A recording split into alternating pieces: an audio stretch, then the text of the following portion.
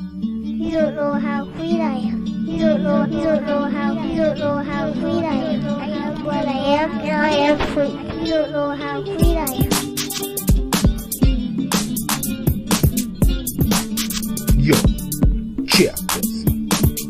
I might not be what you want me to be, so you might not see what you want to see. But if you got a minute, listen to what I gotta say, cause it's a brand new year and it's a brand new day. See, there's a gap between my culture and the life that I lead, so some will call me an apple, and some a bad seed. They have no idea how my heart will bleed. Their words and attitudes are things I just don't need. You don't know how sweet I am. I am what I am, and I am sweet.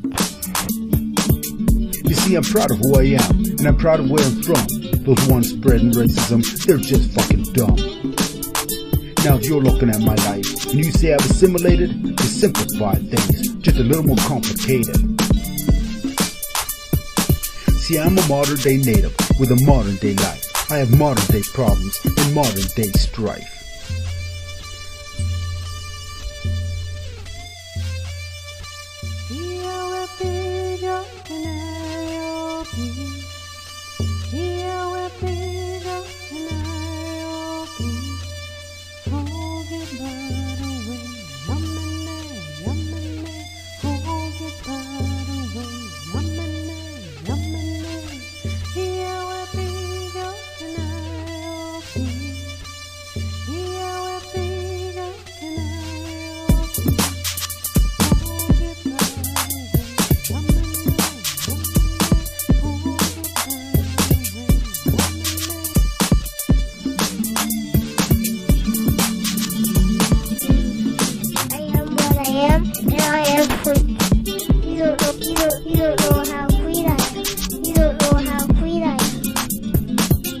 Now I hear other natives, they talk about the past, and will I do the same? Fuck that.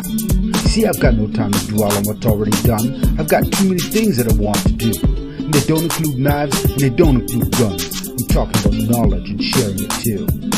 See, my people need to learn how to cohabitate, get rid of the anger, and get rid of the hate. We gotta stop for a minute and learn to educate, and you'll see in the end, we all have to communicate. I know there'll be a time to make a stand and a time to fight, but if you do that, make sure the cause is right. Because if the cause is right, and the cause is just, greater numbers of people will be backing you up. History has repeatedly shown to us all that united we stand and divided we fall. They were talking about natives and natives alone, because this is a big world, and this world is our home. Now I've seen some beautiful people, and ugly ones too, and there's no single color that comes into view. So the message I'm sending, it's not all that long. It's just, I want the human race to be stronger than strong. I said I just want the human race to be stronger than strong. You all have to be strong. Done it. Word. We all have to be strong. Peace.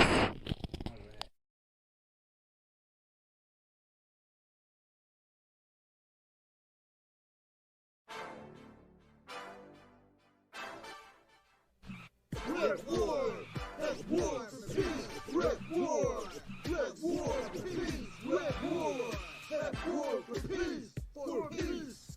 My name is Kelly Hindi, number war for peace. All senseless attacks I see must cease. So what am I doing here and what am I trying to say? Said this world's got to change its way. Now I'm going to battle for the red, white, yellow, and black. And I'm going to fight for the ones who can't fight back. I'm talking about all the creatures, from the water to the sky. And I'm talking about all the issues, from the truth to the lies. No, I'ma make my stand with a paper and a pen. You wanna argue that? Go back to bed again. Cause you're never gonna win against what I stand for. So sit down, shut up, and listen as I give you my grand tour. Red war, that's war for peace. Red war for peace. Red war, that's war for peace. For peace. For peace. No, I say I'm gonna target the corruption in the government. And I'm gonna target the poison in our environment. I'm going to target the injustices to the people. No, hit every target, or I won't keep still. Because I will battle the battle of the battles. I'll shake up the cage until it rattles.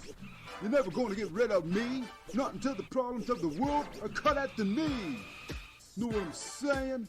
Let me kick this out one more time, so crystal clear is the message in my rhyme. I said my name is Gallahundy and I'm at war for peace. All senseless attacks I see must cease. Because someone's got to make the people aware, and someone's got to make everybody care. So pass that message on if you dare, and whether it's mine or yours, we all got to share. Because there's more power in one man's voice than all the weapons of military choice. So put your voice with my voice, and we'll shout out loud. We belong to the human race, and we are proud. Red War, at war for peace. Red War, Red War for peace. Red War, at war for peace. For peace, for peace. Now it doesn't take a master of science to see we need to create a worldwide alliance in order to approach the corporations that's asking people for their insubordinations when they bring up what's happening to our waters or the diseases spreading through our slaughters. And what about the government officials who stand up behind them with their backdoor handshakes and verbal deals to bind them? And we have seen how the world can be devastated through the actions of men with minds of hatred. Look at Hitler, Charlie Manson, Bush, and Osama. These are the men who caused us trauma. These are the men who caused us trauma. Then we have cops with the hookers in the back seats. And we have punk-ass teens knifing each other in the streets. We have drug dealers hooking up kids with crack. Why, there's a lot of shit in this world that's just whack. We have men who stand up for the rights and get shot down. Well, you better batten down the hatches, because we heading into the next round. Because there's no getting through a war without losses. Lenin, King, Kennedy, and Gandhi, they're all on symbolic crosses. I said my name is Gallahundy, I'm a war for peace. All senseless attacks I see must cease. But I can't move this world all alone. So just remember that this is also your home. So put your voice with my voice, and we'll shout out together. That people are going to hear us, and things are going to get better. Red War, at war for peace. Red War, Red War for peace. Red War, at war for peace. For peace, for peace. For peace, Donny. Sigoli swagwag, Gallahundy Neo Gets, Wagi Sliwagi, Niwakidolora, Onidag, Ungwe Wanege, Ani, Bojol, Dante, Okinapi, How. For those who are here for the first time, or for those who don't know what I just said, I always introduce myself in my original language. So, Sigoli swagwag, or hello everyone. Gallahundy Neo Gets, Wagi Sliwagi, Niwakidolora, Onidag, Ungwe Wanege. Is Gallahundy is my name, and it translates to clouds passing over in the colonial language. I'm a member of the people of the Standing Stone First Nations, and I am Bear Clan, located on the traditional lands of the Haudenosaunee, Delaware, Huron, and Anishinaabe nations in the northern part of Turtle Island that's been segregated and relabeled Canada, and within that the confines of that definition, I'm in a small part of it called southwestern Ontario. Yonko, Yukwatona, Ani, Bojo, Dante, Okinapi, how is, thank you friends for being here and welcome in. Greetings. And I'm glad to have everybody and anybody who can, has a little bit of time to spare and wants to come out and hopefully, learn something if possible, and hopefully be entertained at the same time. So I have two main things I wanted to share tonight. One of them is a recording I've been waiting for actually for a long time, and that's back in April I was asked to be firekeeper for a ceremony up at Western University. For Dan and Mary Lou Smoke, or Asayanis and Asayanis Kwe. And they've been doing a radio show called Smoke Signals for 32 years now. 1990, they started Smoke Signals radio show at the local campus here at Western University in Ontario. And the goal at the time was to educate and bring awareness to people. So you can kind of see why it kind of inspired me to go down the road that I'm doing and sharing the type of content that I share because Dan and Mary Lou have been mentors for my for many years now, and I'm honored that they asked me to be the fire keeper for this ceremony. So that's the one thing I want to share. The other thing is something new just happened recently, and that's a talk by water protector Autumn Pelletier. And Autumn is from the Wickwamacon First Nations here in Ontario as well. And she's been a water protector since she's been about the age of 8 years old when she was at a powwow and first learned about about what a boiling water advisory is, and felt that she had to follow her grandmother's footsteps and stand up and be do something about it. And so in the years that since then, she has had talks with United Nations. She's met with the Prime Minister Justin Trudeau. She's been active in all the circles that she can possibly be in, where people will give her a voice, and her voice um, will be spread around, and her story about what she believes in will be shared amongst a great number of people, and hopefully um, hit the ears of the right people to help uh, the movement to water rights and water preservation and conservation and protection. And she's become actually onto a board of uh, panel of experts who deal specifically with the water, the Great Lakes here in Ontario, between Ontario and the U.S. And she's on an advisory board. And so she has to be she doesn't have obviously final decision, but she does have a voice in the advisory board as to uh, activities or actions that are going to be taken and affecting the Great Lakes. And so that is so awesome that she's made it that far, and I'm sure that she will continue her work. She's graduating from high school this year, so she's, I believe she's about 17 now, 18, and still very passionate about protecting the water, and I think it's so awesome to see a young person with as much energy as she has come out and do what she's doing. So those are the two things I kind of primarily wanted to share tonight.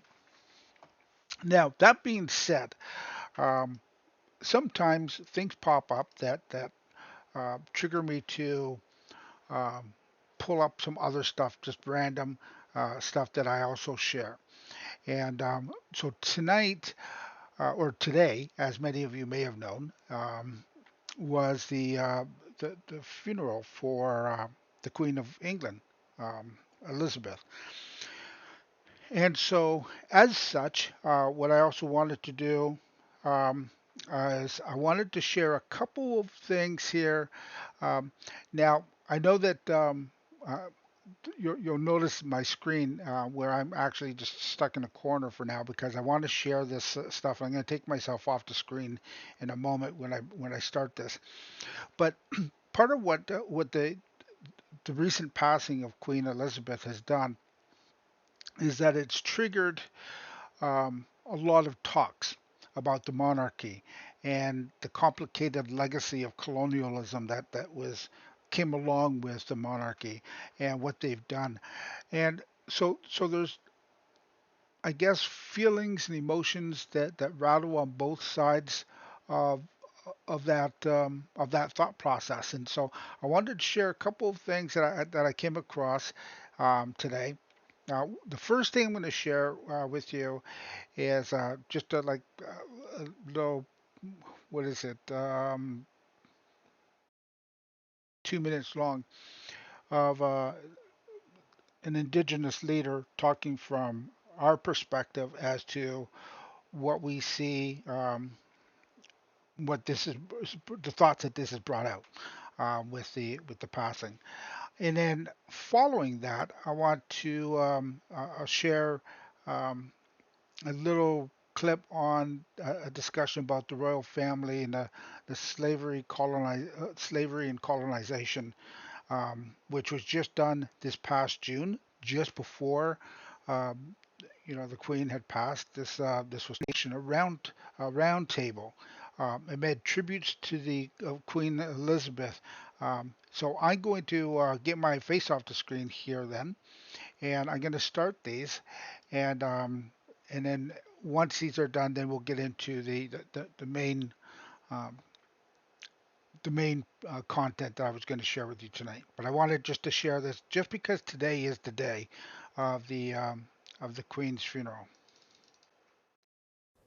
I, like many Indigenous peoples, have empathy for her family and for her children. And in particular, I see the great outpouring of emotions for those who care very deeply about the monarchy and have it very close to their hearts. But in the wake of Queen Elizabeth II's death, Indigenous Canadians are speaking out about the community's long-standing and deeply complex history with the monarchy. For 70 years, the Queen ruled as the constitutional head of Canada. That's almost half of the time period Canada has existed. And during that time period has been some of the worst and most draconian violent policies in history. And when it comes to the legacy she leaves behind, to Indigenous peoples. And Indigenous peoples have called out to the Queen during 22 national visits every single time the Queen was spoken to by Indigenous leaders. Her ambivalence has led a very lasting and painful legacy in Indigenous communities. Assembly of First Nations National Chief Roseanne Archibald tweeted, "As many mourn the passing of Queen Elizabeth II, let's remember that grief and accountability can exist in the same space simultaneously." She's been a public figure that has really loomed large in the public imagination for a really long time. And so it's difficult not to feel like you know her and feel connected to her. It also feels a little bit like people are willfully ignoring the entire other part of her legacy. While headlines have by and large focused on tributes to the Queen, her death has prompted a larger conversation. We have a very mixed emotions. We have a full respect for the Queen, but at the same time, I think there is a future which could be a lot better. As for the new king's ability to address Britain's wrongdoings, Nigan Sinclair voices some optimism. Last May, when then Prince Charles, now King Charles, was in Canada, he was traveling through the north, and he had the Prime Minister, he had media, he had the entire country watching. And what he did is he turned to Canada, he turned to the Prime Minister, and he said, "Listen to Indigenous peoples when it comes to climate change. They will be the ones that will guide the world out of this mess." Shalima Maharaj, Global News. Royal tours are a key part of the job for members of the royal family. They can be full of energy, flag waving and photo opportunities. In recent times, though, there have been some awkward moments. And for some, they have been a reminder of the monarchy's difficult imperial past. Slavery was abhorrent, and it should never have happened. As of June 2022, the British Crown was still legally head of state in these 15 countries, all former British colonies or protectorates. But increasingly, there have been calls for the British monarch to be removed as head of state. Ladies and gentlemen, their Royal Highnesses, the Duke and Duchess of Cambridge, have arrived. Please stand.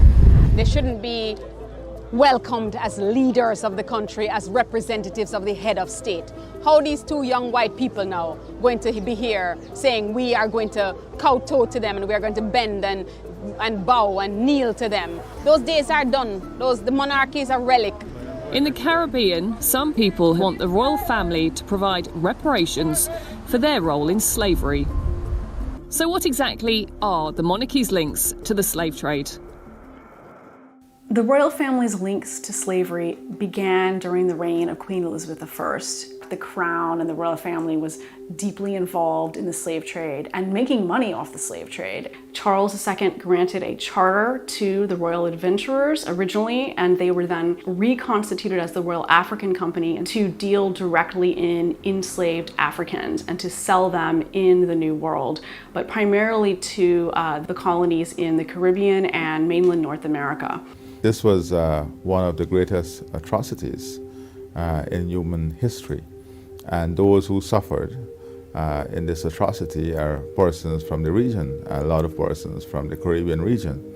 And that suffering was not only immense, it was generational.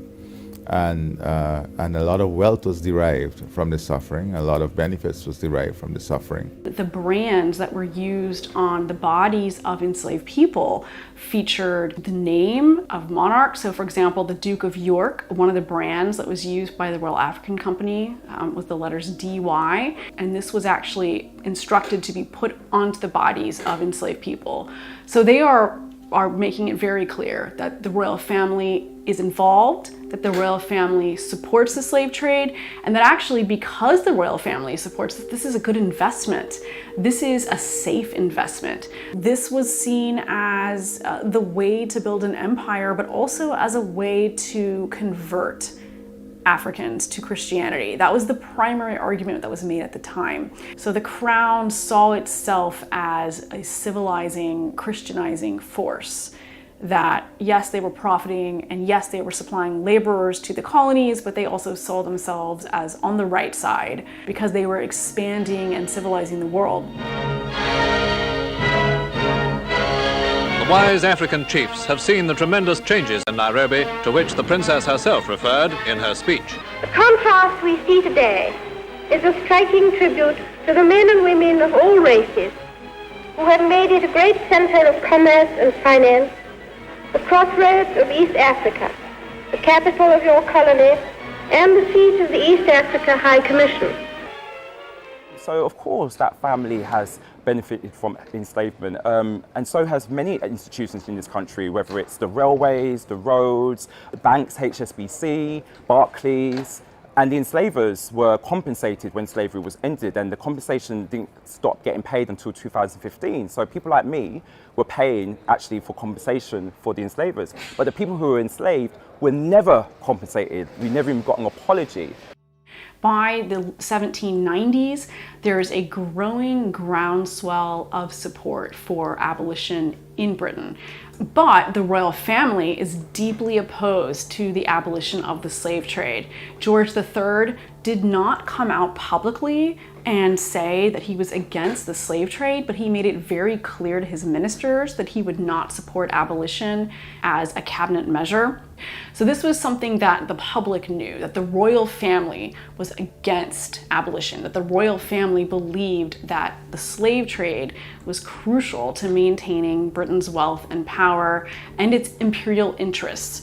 Repairing that damage is something that both Prince Charles and Prince William have tried to do in recent years, with some of the strongest words yet from members of the royal family when it comes to links to slavery, and some have seen it as a real shift in attitudes.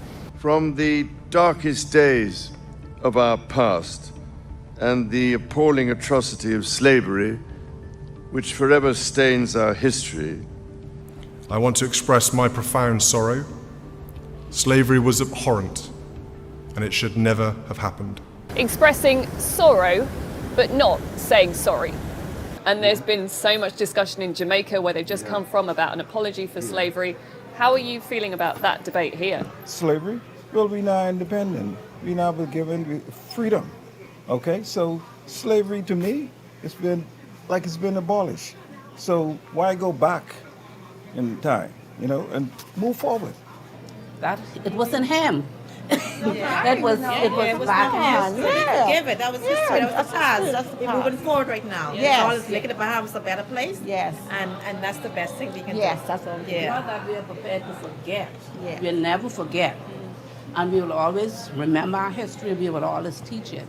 But it helps us to appreciate where we're going and to know where we are going.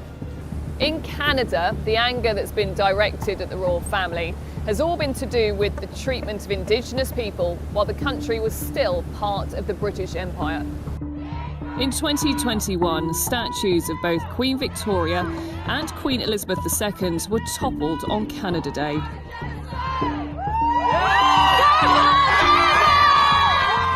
It followed the shocking discovery of unmarked graves at school sites, where Indigenous children had been forcibly taken from their families during the reign of Queen Victoria. My parents, my grandparents, my aunt, uncles, and a bunch of them, they all went to residential schools. It's still scarred the community. Yeah, they're still scarred. So it happened to our parents and grandparents, but it's still affecting us. Indigenous communities in Australia and New Zealand have also taken issue with the royal family. Always will be Aboriginal land! Indigenous Australians say that Britain never acknowledged that Australia was owned by Aboriginal people before it was colonised by the British in 1788. The colonisation of both countries included violence, it included disease and dispossession, and it certainly included massacre. There's a whole range of things that happened to Aboriginal people. A number of communities, and in fact I would suggest most, were impacted quite profoundly by having their culture either denied to them or their language denied to them. In New Zealand, Indigenous people have protested the Treaty of Waitangi, a founding agreement between the British Crown and a number of Maori chiefs. The agreement contained protections and land rights for Maori people that were never honoured. In 1995, the Queen delivered an apology from the British Crown to New Zealand's biggest Maori tribe for the seizure of Maori lands by British colonisers. Kia mau tina taonga. And in 2005, a topless protester wrote, "Get your colonial shame off my breasts," as Prince Charles toured the country. In recent times, the Crown has sought to distance itself from colonialism and racial prejudice. May I just say that while I'm here with my husband as a member of the royal family, I want you to know that for me, I am here with you as a mother, as a wife, as a woman of color, and as your sister.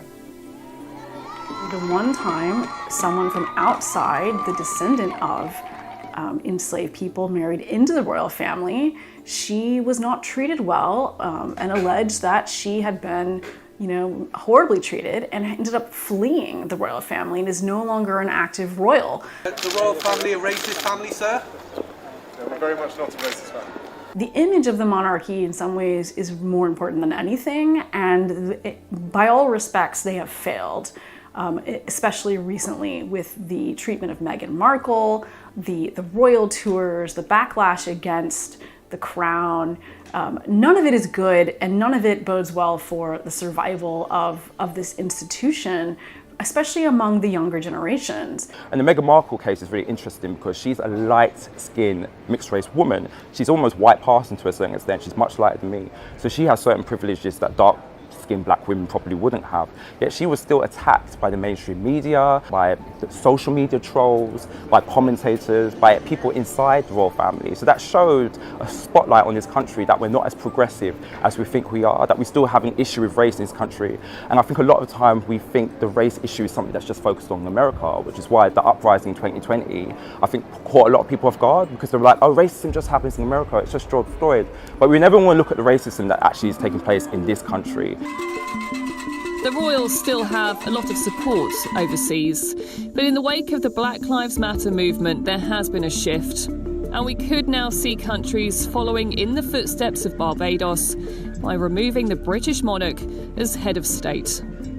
There is really no support for maintaining some of these colonial ties in the 21st century. Once the Queen is gone, there are already many colonies, former colonies, leaving now while the Queen is still alive. And I think that is really the most sobering aspect of this, that Barbados has already left, Jamaica is signaling that it will leave.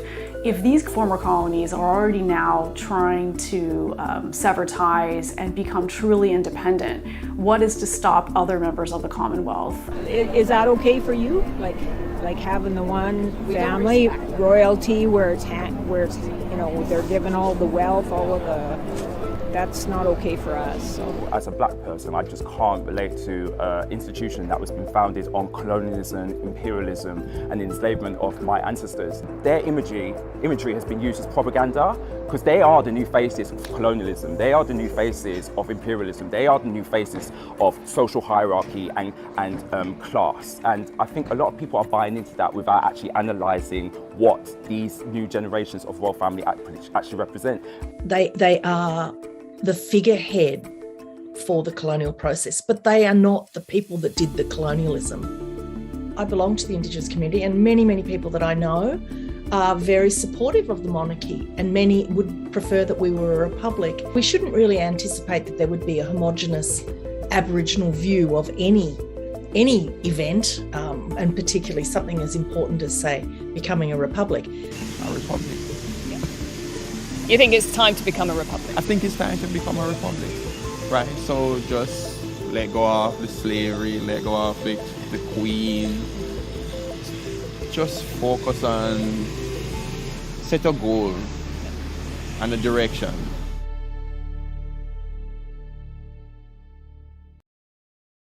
This is Democracy Now!, democracynow.org, The War and Peace Report. I'm Amy Goodman.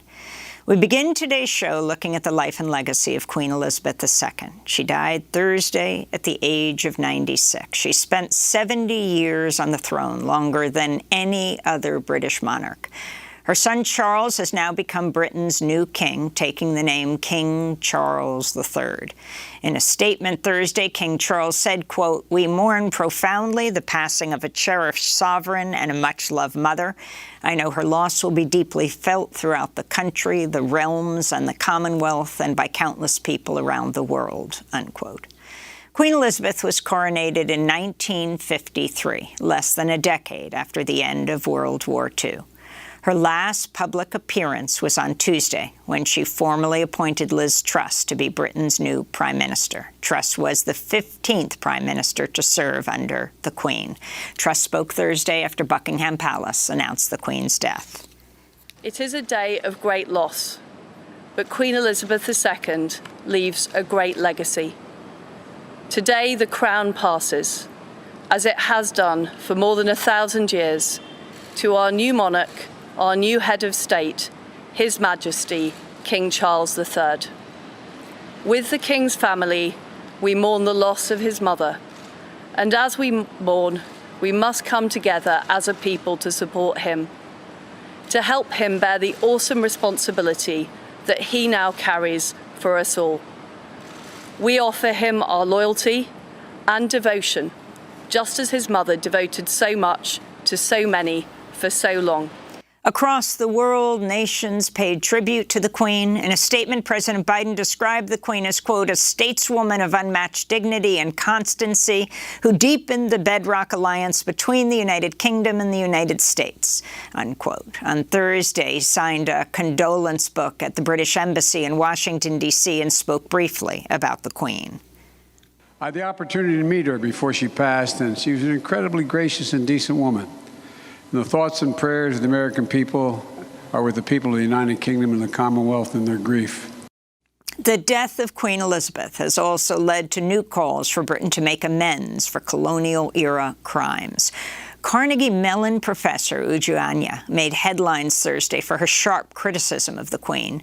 The Nigerian-born professor wrote, quote, "If anyone expects me to express anything but disdain for the monarch who supervised a government that sponsored the genocide that massacred and displaced half my family, and the consequences of which those alive today are still trying to overcome, you can keep wishing upon a star." In a separate tweet, Professor Uju Anya wrote, quote, "I heard the chief monarch of a thieving, raping, genocidal empire is finally dying. May her pain be excruciating." Twitter removed her tweet. Birmingham City University professor Kehinde Andrews, who is of British, African, Caribbean heritage, also reflected Thursday on the Queen's legacy. I guess it depends what you think a good job at being queen is. So if a good job at being queen is to represent white supremacy and to represent that link to colonialism, then yeah, I think she's done a very good job.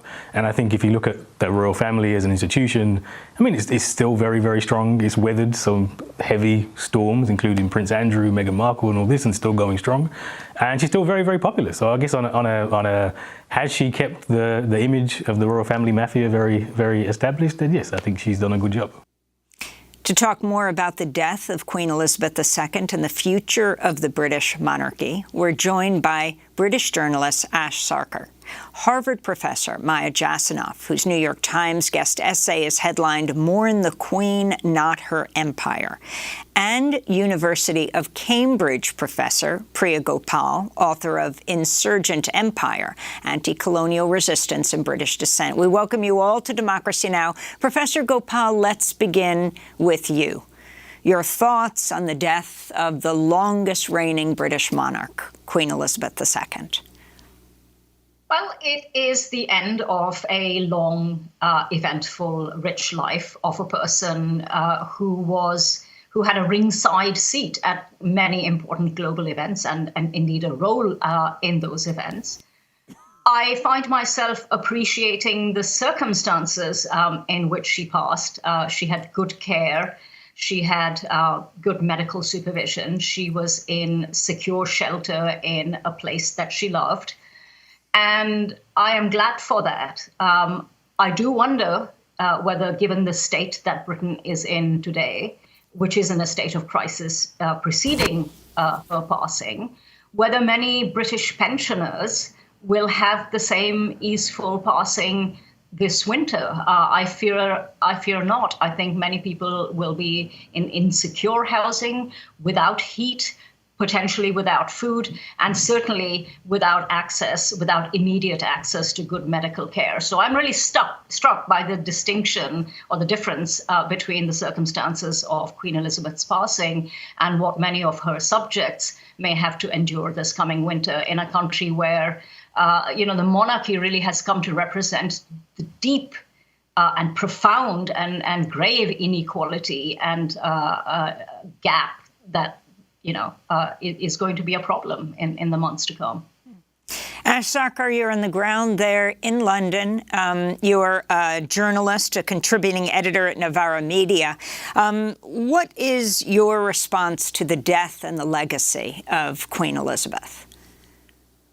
Well, I suppose my personal response is one of curiosity, interest. There are very few moments that could be described as truly historic, but the death of Britain's longest reigning monarch is, of course, definitely historic. We tend to measure our periods of historical time here in the UK by kings and queens rather than other things that might be going on politically.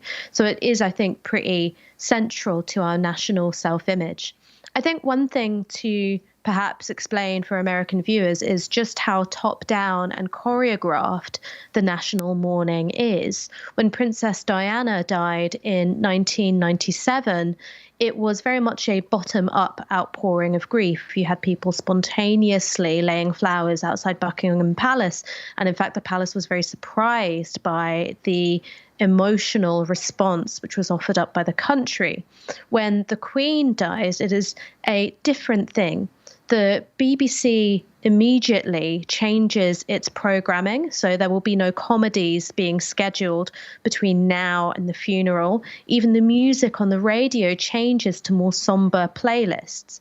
Television presenters are all dressed in black, and even though this isn't something which is directed by either the government or royal protocol, public events like football matches are being suspended. Now, one of the really critical things is that parliamentary business is also suspended. One of the things that Priya mentioned is that we are, of course, in the middle of this dreadful cost of living crisis. One of the main causes behind that is that energy bills are out of control.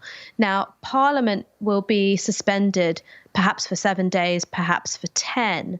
And depending on how those days are calculated, whether it's like business days or whether it's like calendar days, that could mean that the opportunity to pass the legislation needed to control energy prices, that window of opportunity closes. Now, the government will be negotiating with the palace in order to try and make the time to pass that legislation.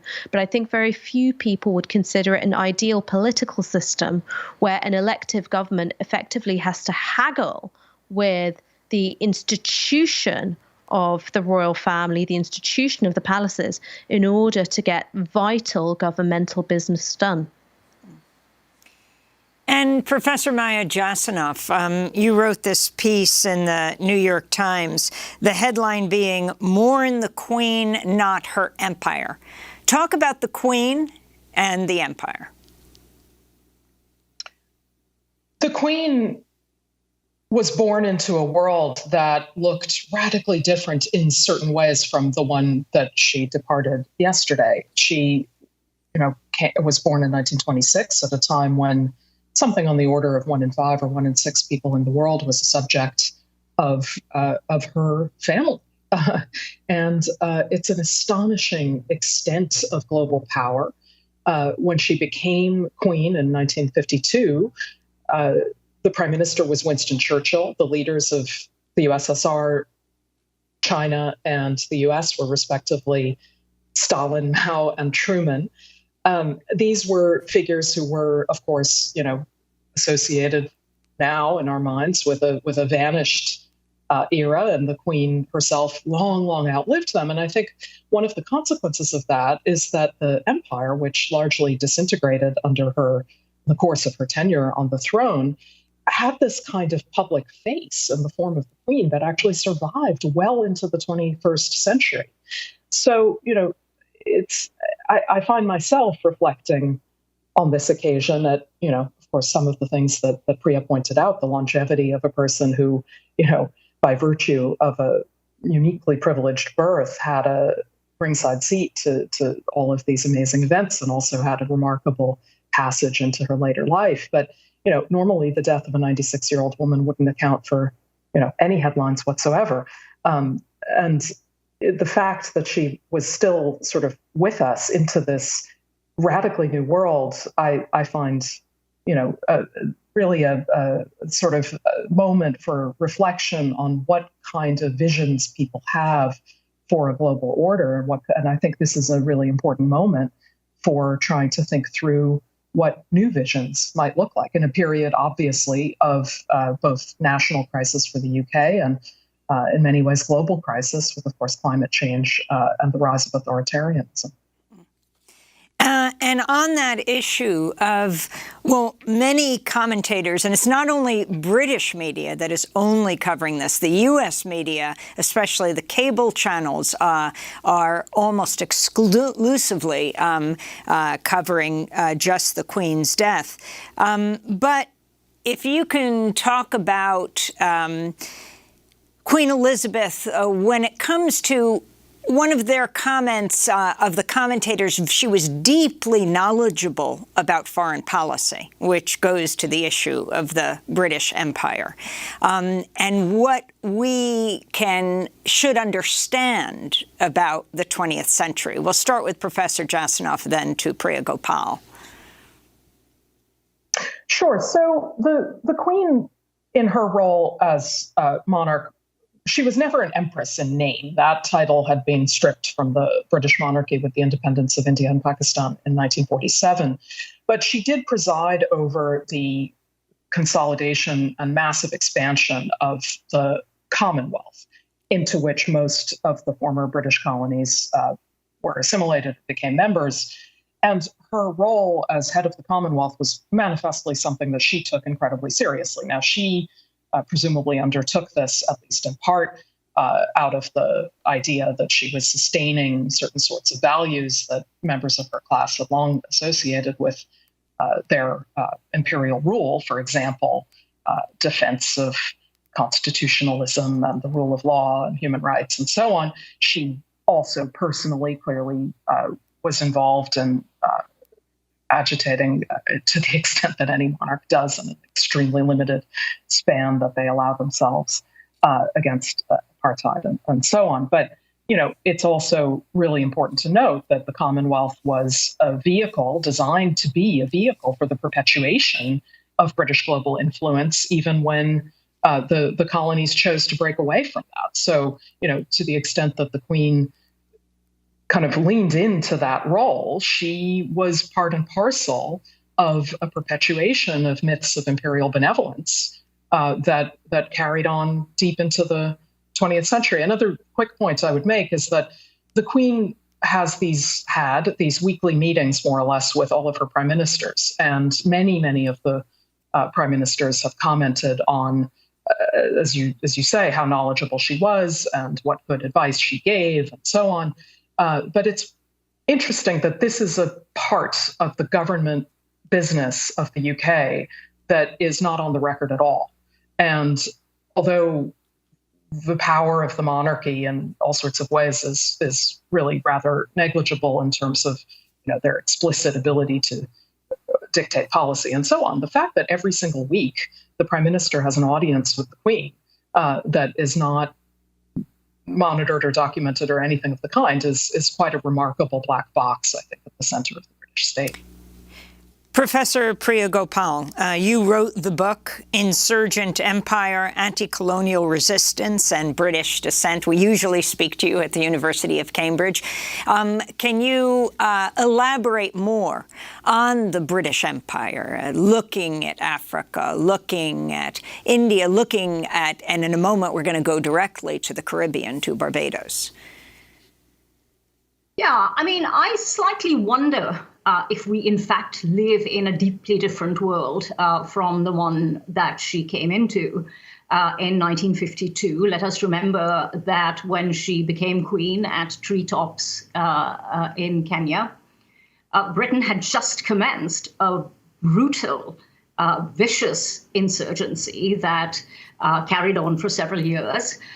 In recent years, we have had Kenyans who were tortured by the British, raised lawsuits successfully in some cases about around the vicious violence of the British state at that point.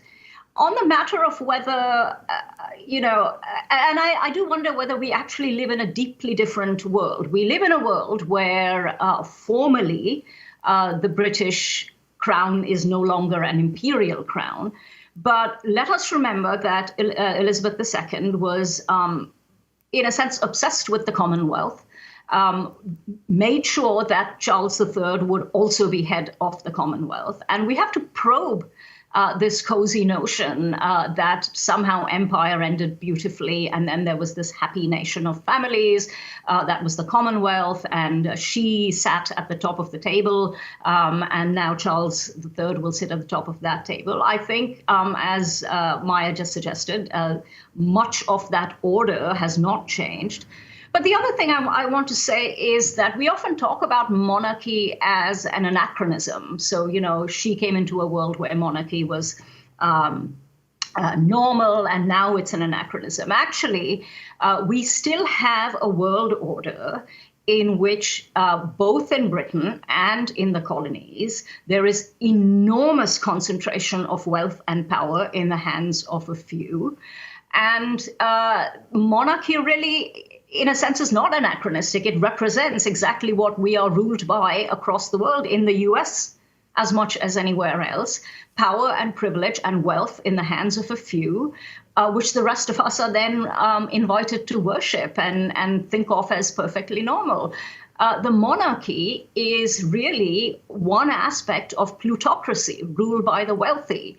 And that is something that hasn't essentially changed from 1952 to 2022. If anything, here we are again, ruled by a handful of oligarchs across the world as ordinary people in Britain and beyond suffer deprivation. So I slightly wonder if we do in fact live in a very different world from the one that she inherited. And in terms of the knowledge of foreign policy, I think what it is that she was very faithful and dutiful, as the word is often used in the British press, about representing the British state's understanding of its own foreign policy. I have no evidence that she was knowledgeable about what was happening in the colonies, that she was knowledgeable about the enormous violence with which empire ended in many places. When she came to power, there were, brutal counterinsurgencies, not just in Kenya, but in Malaya and Cyprus. Many of the records of the crimes of the British state at that point have been destroyed willfully by the British state. So, how much did she know? We won't know that, but did she speak on these matters? Could she speak on these matters? Was she knowledgeable about what took place? I'm afraid I have no evidence of anything other than that she and the institution of the monarchy perpetuates the British states and the British elites' narrative of itself and of Britain. Well, in November, Barbados officially removed Queen Elizabeth II as its head of state, freeing itself from the British monarchy after nearly 400 years of colonization. Prince Charles joined the ceremony, where he formally acknowledged Britain's, quote, appalling atrocity of slavery in the Caribbean. Joining us now from Christchurch, Barbados, is Pedro Welch. He is a historian, a former chair of the Barbados Reparations Task Force. Professor Welch, you were in Britain when the Queen's death was announced. You just flew back to Barbados. Thank you so much for joining us on the phone. Can you respond to the Queen's death and what the monarchy has meant for Barbados? Thank you very much. Most certainly, the passing of the Queen has some importance with respect to the very fragmented relationship between the various colonies in the Caribbean, and including Barbados and Britain. I'm saying this because when one looks at the history of the monarchy and the history of the slave trade, the British monarchy was embedded in the institutions that financed the beginnings of the slave trade from Britain. And so the centuries, the British monarchy continued to benefit from the colonial exploitation of the plantation colonies in the Caribbean.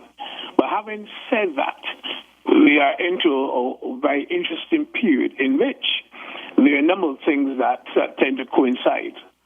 The first one is that monarchy is really not an anachronism when it comes to people of African descent, because there were monarchies in Africa. And in fact, the very first slave rebellion that was planned, that we know of in Barbados, in that first slave rebellion, the enslaved people, in fact, planned to install a monarch in Barbados as king of Barbados. So the notion of a monarchy is not necessarily foreign to African sensibilities. And it is in that context that there's a tremendous amount of respect, if not necessarily agreement, but a lot of respect for an institution of monarchy, an institution that speaks of power. When one looks at the whole question of the persistence of a parliamentary system in the Caribbean and in Barbados, in which the monarch was the head of state, the Queen was the head of state, that reflects in part the very successful acculturation of the subject populations into aspects of a British culture. So that I think most Barbadians, most Caribbean people will view her passing certainly with the respect that one would give to any person of authority. But at the same time, there are some of us who understand the history of our people, who understand that the enslavement of our ancestors has led to a legacy of deprivation, a legacy that still has to be sorted out. That is one of the reasons why we have the CARICOM Reparations Commission, which is seeking to get Britain and other former colonial powers to acknowledge the tremendous harm that has been done. So back again, finally to the question, there will and the respect that all that Africans generally give to a patriarch or a matriarch, and then they're passing. But that respect does not necessarily mean that we have forgotten what that monarchy did in this institutional phase, what it did to our people in the past. Ash Sarkar, I know you have to leave. We go back from Barbados to London. You're a journalist there. If you can talk about what's acceptable to talk about in this time of mourning, and I think the mourning the new king, Charles III, has announced will go something like 7 days beyond the funeral, not clear when that will be.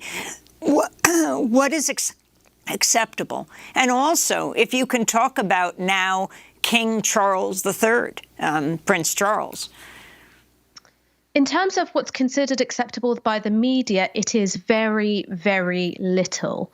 So in some ways, this is an opportunity to redraw the boundaries of legitimate opinion ever tighter. It's still technically against the law to call for the abolition of the monarchy on British media. It's not a law that's enforced, but I think that tells you something about the framing of these issues. I think that one of the problems that we found consistently in this country is that the monarchy has managed to adapt itself to a totally revolutionized media environment in a way which has consolidated a lot of their cultural power. Now, this wasn't always going to be a certain thing. During the 1990s, tabloid press intrusion in terms of the status of the marriages of Prince Charles and Princess Diana, of Sarah Ferguson, the Duchess of York, and Prince Andrew, the Duke of York, really threatened to demystify and kill the deference which the press had traditionally shown the royal family forever. Now, the Queen as an individual managed to largely float above that kind of fray, but it did threaten the monarchy in terms of their public image for quite some time. That era, I think, is drawn to a close. And in fact, what we've seen is a renewed insistence on deference. One way in which you can see that really clearly is the suspension of the football matches this weekend. Now, as anyone knows about England, we are a football mad nation. This wasn't something which even happened after the death of George VI, the Queen's father. So this is something which is relatively new, and I think that tells you something about that top-down mood of national mourning that I was just describing earlier. When it comes to Prince Charles, he is the oldest monarch we've had at the time of the ascension to the throne. I think that does pose some difficulties for the nation's self-image. The Queen coming to the throne as a young woman, the mother of a growing family, was something which was really integral to her public image. She was seen as a maternal and grandmotherly figure, and that was an image which was very carefully cultivated by her press advisors. Priya has been talking a lot about the nature of the Commonwealth and the way in which it re-embodies many of the imperialist dynamics. I think that this is an anecdote which kind of spells out the uneven distribution of power within the Commonwealth. The Queen's former private secretary, Martin Charteris, described the Queen descending upon the Commonwealth as being like nanny or mother, and that she could discipline her unruly children with a single look, no more of your bloody nonsense. And that maternal image was really central, I think, to the Queen steering the monarchy through a time of profound change, the end of formal empire at least, and also the media revolution. Prince Charles coming to the throne as already an old man, as somebody whose private life has been splashed all over the front pages of British tabloids. It's a very different thing. It's, I think, in some ways been tarnished by some of these more intrusive press practices. And I wonder if what we'll see is a redoubling on monarchical fervor on the part of the press in order to make up for their former bad behavior. Now, Democracy Now! Isn't British media. Would you call, Ash, for the abolition of the monarchy? I'm a Republican. I think that a modern that has a different democracy meaning in the United should States. be subject to democratic accountability. Pardon. Oh yeah, I understand that. So by a Republican, I mean that a monarch, constitutional or not, should not be the head of state. I think that we should have an elected president, because one of the problems with having the kind of uncodified constitution that we have here in the UK, whilst also having a so-called constitutional monarch, is that the exercise of power in some ways is very, very opaque. I can give you another example of this. The Privy Council, which is made up of British lords and MPs, ministers and former ministers, is still the highest court of appeal for many countries in the Commonwealth, countries which include British overseas territories of, shall we say, ambiguous status, like the British Virgin Islands, which are a notorious international tax haven. And that ambiguous legal status and the fact that the Privy Council is still the highest court of appeal means that in some ways the British Virgin Islands can operate as this kind of, dark twin sibling of the City of London. So if the City of London isn't good enough for you to hide your wealth from public authorities, then you can just stash it in the British Virgin Islands, and legal proceedings will hardly ever see the light of day, because the government of the British Virgin Islands and the Privy Council and the British government are always arguing about whose responsibility it actually is. So constitutional monarchy allows for that very opaque exercise of power, which I think is in itself politically toxic. But even if that wasn't the case, I think as a modern state, we should be looking towards an elected head of state rather than one who was placed there by this narrative of bloodline superiority.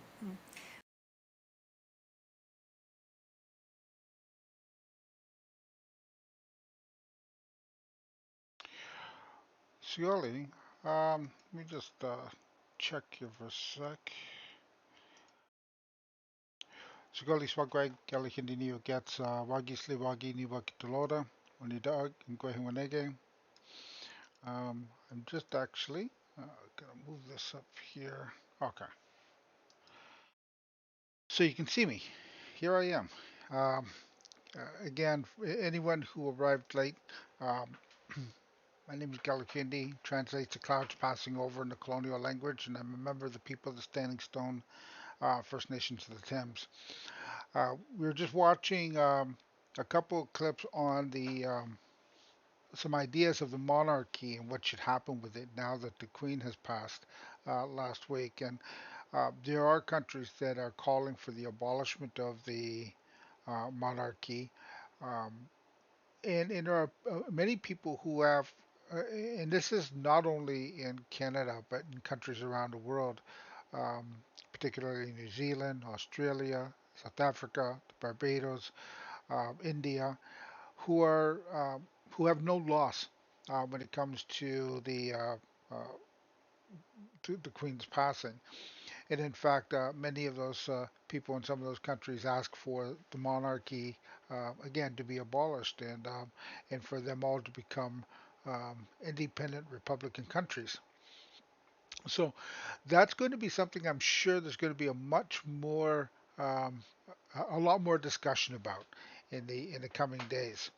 And it looks like my camera, of course, is blinking again.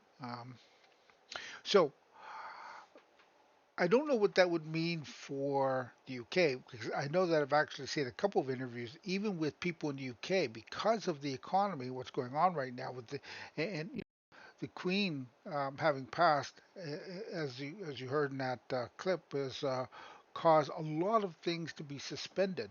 I mean, games, that's not a big deal, but things that are affecting the economy being suspended is definitely going to be something that's questioning to the common folk in England. And I saw that someone went up to King Charles during his going along and signing autographs and stuff. Someone said, we are paying you millions of dollars so that you can have a parade and that you can flaunt your celebrityhood, essentially, for what? Because here we are, the everyday blue collar working person, is struggling to get by, to pay their mortgage or to pay their rent or to put food on their tables. And yet the monarchy is spending millions of dollars on stuff that most would consider frivolous. And so there's that aspect of it as well. So we'll hear a lot more about this as the coming days or coming weeks come. King Charles takes his throne and starts getting into his role of what he wants to do. Now, there are again, as I shared at the beginning, some indigenous people who feel like, if anything, King Charles coming into the throne may in fact actually be a good thing in comparison to Queen Elizabeth, who's been reigning for 70 years and has done essentially next to nothing to help the indigenous people of North America. So, or to address climate change or anything for that matter that's helping anyone. So it's going to be interesting to see how he actually follows through with some of the comments and things that he has said in the past supporting the indigenous people of North America and in other countries as well. So, getting back to what we're doing for this stream tonight, um, in April, I was asked to be a firekeeper for a ceremony honoring the opening of the Smoke Signals Original Peoples Radio Show archive. So, as I said before, Dan and Mary Lou Smoke started this show back in 1990, and part of the reason that they started was because they wanted to raise awareness and educate people on indigenous issues and music and all the stuff that I'm trying to do now. They are the ones who've kind of um, created the path for me to follow and so I I consider them to be mentors, and I respect them and in their opinions, and I always go to them when I need um, elders' advice or guidance because they're so well versed in our ceremony, particularly on both sides. Because Dan is from Six Nations, so he's part of the Haudenosaunee um, Confederacy, and um, and Mary Lou is part of the Anishinaabe Confederacy. So we've got teachings that come from both um, a patrilineal teaching society and a matrilineal teaching society and blended them together.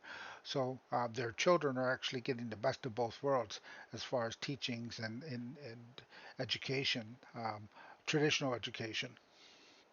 So they've been doing this for 32 years now, and a couple years ago, uh, they started a project to help digitize their shows. So they had volunteers who went back and grabbed their tapes and listened to their tapes and actually transcribed the whole tapes of all the shows that they can. It's still an ongoing project, so not all of the shows have been transcribed, but that's going to be an ongoing project. But they wanted to do an opening and get it started so that people are aware that it exists and that it's there. I'll post a link in the Discord once again. Reflection Circle up at Western University here in Ontario, and the Reflection Circle was paid for by a local businessman and who wanted to contribute to the indigenous people around here in some form. And so he chose the university and said to them that he wanted to create a space for indigenous people to be able to hold ceremony. And so then the reflection circle was created. So it's been used a few times. I've actually been firekeeper since then as well for other ceremonies. So it's really a great honor be part of that. But I wanted to share this original ceremony that we did back in April, I guess. It seemed like it was that long ago, but I guess it has been, and that's how long I've been waiting to get a hold of this recording of the ceremony. I'm going to again get my face off the screen here, and I will get the ceremony started. So this is the opening ceremony for the launch of the Smoke Signals Original Peoples Radio Archive.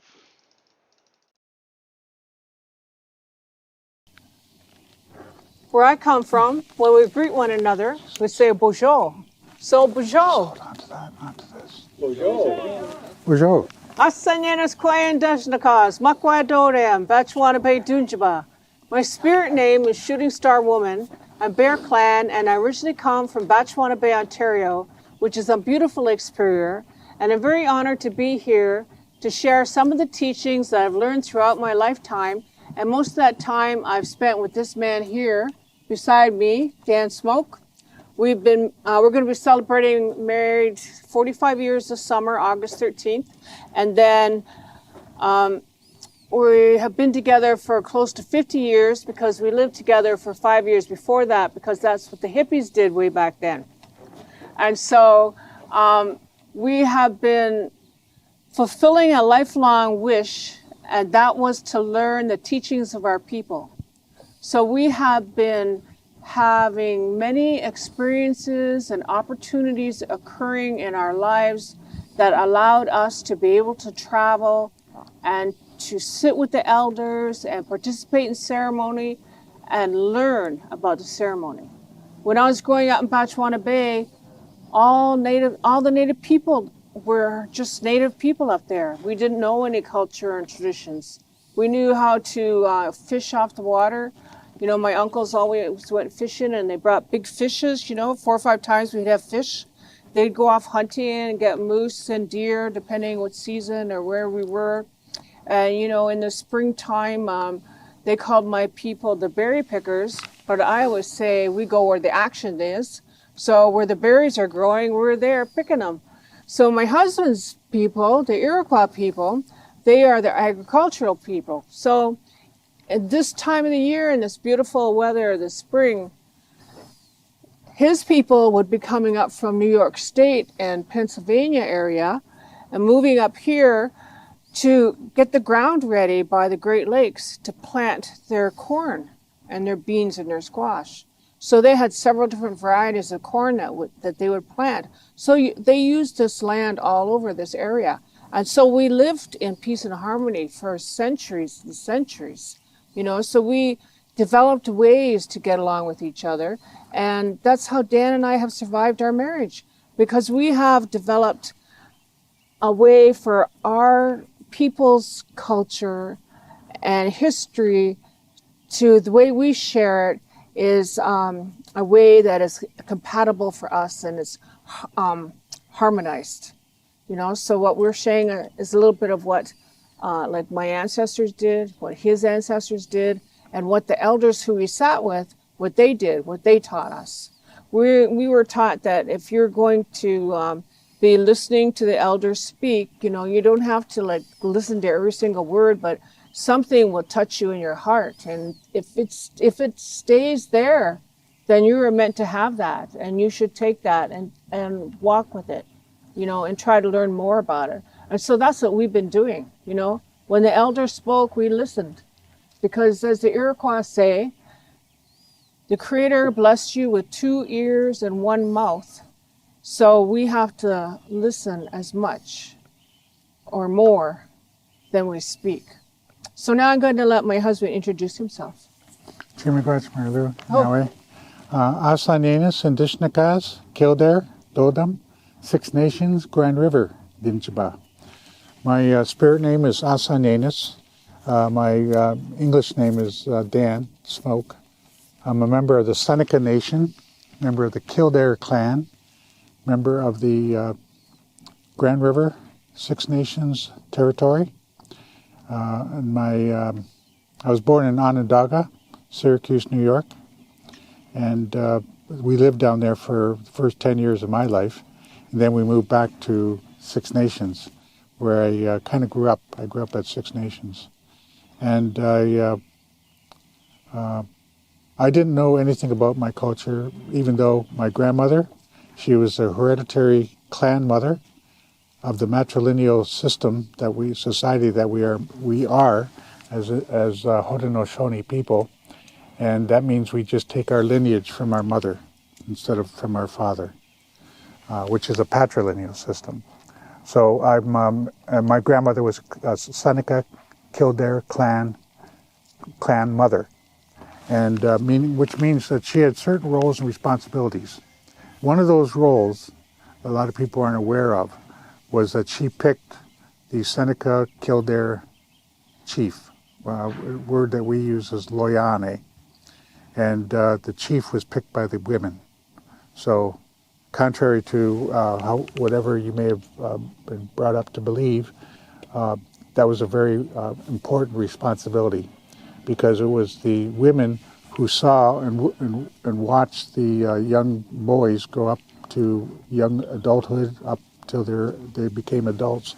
So they knew who had good relationship building skills with their friends, with the young people, the women, girls, with their parents, with their grandparents, with the elders, so they could relate to all these different fires of our community, and they could determine very well who the good potential leaders would be of that particular clan and that particular nation that she was the clan mother for. So my grandmother, being a clan mother, she was grooming, like members of my family, the Kildare Seneca Nation, to be potential chiefs at some point in her life.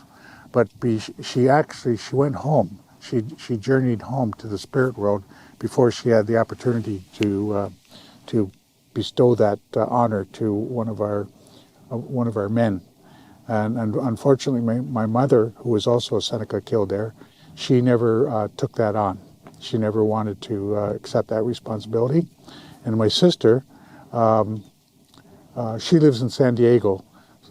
So in order for her to be a Seneca Kildare clan mother, she has to live right at Six Nations. And so she's not, she would not be a good selection for that particular responsibility, because you need to have someone who's right there in the community, always there to help the Seneca Kildare people, that family, to be a good cohesive unit who makes good decisions for the benefit of the whole community and for the benefit of future generations. Okay, so that's my that's my colonized days, I guess you could say, because I did not know that much, and I never really talked to my grandmother about it. My grandfather was a hereditary chief of the Seneca Nation Deer Clan. So amongst our people, you can't have two clans married to each other. So you can't have a Kildare grandfather and Kildare grandmother married to each other. So it's like marrying your own brother or your own sister. So that was like the protocol. That was no one ever went against protocol. So in our case, Mary Lou's and I case, I was very happy that she was not a Kildare clan. And I'm sure she felt the same about me. And so we were very fortunate that she's a member of the Bear Clan, and I'm a member of the Kildare, so I'm a bird man, and so that they get along very well together, and always have. So we're kind of in good relations with one another. I just wanted to say that Gallihinde, did you take the smudge around? I took the smudge around, yeah. Oh, okay. Okay, we're also going to have each of you to take some tobacco. Just take a little pinch and put it in your left hand, your palm of your left hand, and then just hold it, okay? Because what we're going to do is that we're going to hear from some of the people who have been involved with Smoke Signals Radio Archive, who right from the beginning and who have than in recent years, and we'd like to ask them to share something about how this radio archive has been given life and it's continuing to live. Even though we're not actively producing radio, there's a lot of memory here amongst some of the people here who were there right at the beginning. And I'm really happy that a couple of them have joined us today. And then some of the ones who are more recent have come here today. And it was really nice that what we did on, was it Tuesday? Tuesday, yeah, when we got together at FIMS, and we got together in the library, and we had a little get-together.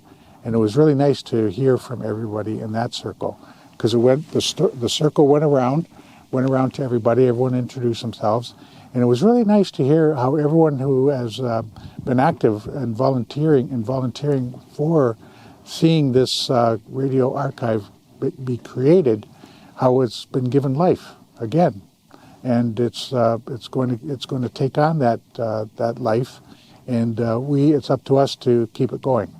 So this is part of it. Right here at this Reflection Circle at King's, we're very happy that they've let us use this for this particular ceremonial protocol, where we have a sacred fire that's been constructed in a good way. We have when we launched the Reflection Circle, we did it in a way that we had a good group of people here. We had many people associated with the King's University College, and the patron was also here with us. And I had an interesting conversation with him about why he felt that it was necessary for this to be built. And I was really happy to hear, in the spirit of reconciliation, a lot of people are starting to think about how we can reconcile, and we can start listening to each other and having a conversation about how we're going to grow as a country and coexist in spirit with one another. So, and I know that Mary Lou and I, we've been trying to do that ever since we formed the Smoke Signals radio program. That was one of the reasons why we wanted to begin broadcasting, because we wanted to educate the public about Indigenous culture, Indigenous reality, Indigenous identity. But I remember in the beginning. Remember, we used to always say to each other on the air. I bet you a lot of Londoners, a lot of people listening right now, don't even know who the original people were that lived here in what is today known as London. But I bet you people didn't know who lived here prior to that, prior to the city of London being formed. And we were right. A lot of people didn't know. And so now, because of the attention that the residential schools and those voices who were denied, they now have a voice whereby their unmarked graves, people want to know, and people are listening. And so we're able now to have a conversation about our culture, our identity, and we're taking advantage of it. We're listening to each other, and we're looking out for one another. In fact, that's what treaties are all about. Treaties are all about how we treat one another. And the idea of any treaty was to keep it clean, keep the land clean, keep the air, earth, water, fire clean, take only what you need, treat each other by checking up on one another, treat each other with respect, take care of one another when needed, make sure that no one goes hungry, make sure that everyone has a home. And the fourth tenet would be make sure that you only take from the natural world that which you need. You don't take more than what you need, just what you need. And then, because we want to make sure that there's going to be enough here for future generations. So that's basically what a treaty is all about. And we honor that, and we still honor that to this day. So it's good to see those voices that were denied speaking up through us and through those treaties. It's really nice. And so broadcasting has given life to their voices. And I think we heard, I know I was really happy to hear Mary Lou talking about how smoke signals, radio, really is responsible for a lot of things that Mary Lou and I have done in life. And we're very happy to have had the experience that we've had. And because of our volunteer beginnings over at CHRW radio, well, back then it was 94.7 FM. Now it's 94.9 FM, and it's now all digitized. And thanks to FIMS, the Faculty of Information Media Studies, you know, it's all been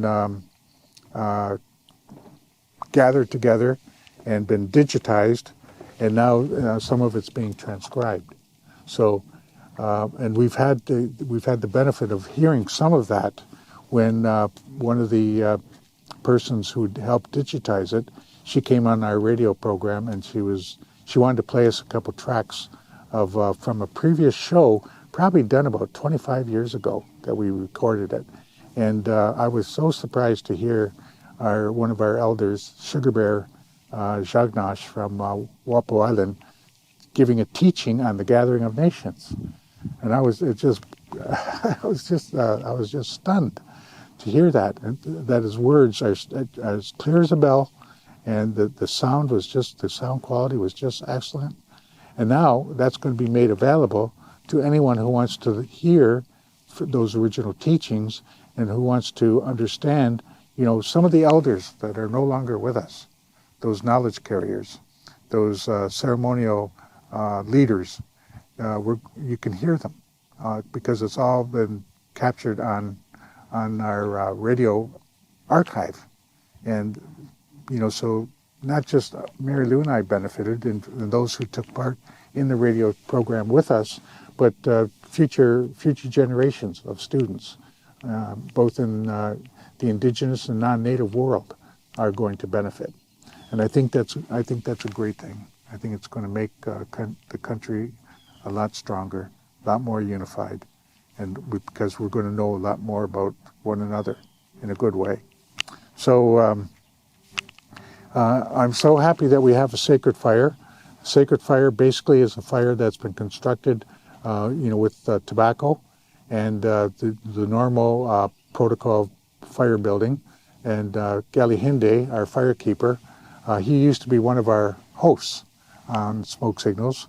He would take, I think it was one Saturday a month, or one Sunday a month for about 2 or 3 years, and he would host the show, play his music, until we had a radio. Actually, we had an indigenous music program down at the Aeolian Hall, and guess who got to host it? But Gali Hinde. It was great. It was a great night. It was fun. Lots of fun. Gary Farmer? Yeah, Gary Farmer and the blues. Yeah, Rob Antone. Yeah. It was just so even Native music is taking on a whole new life. In fact, Clark Bryan, one of the founders of Aeolian Hall, he wants to have a showcase of indigenous music because he loves the drum. He loves drumming. And so anytime that he can get to bring drumming in, like they even had what they call a round dance, a traditional round dance. Not the kind of round dances that we do around here, the Haudenosaunee round dance, which is a social dance, but they do them out west, which is a very ceremonial, sacred round dance. And they brought that here. They brought in people from Saskatchewan who came in and they taught it to us here in this territory, and we learned it at the Aeolian Hall. The whole place was just moving.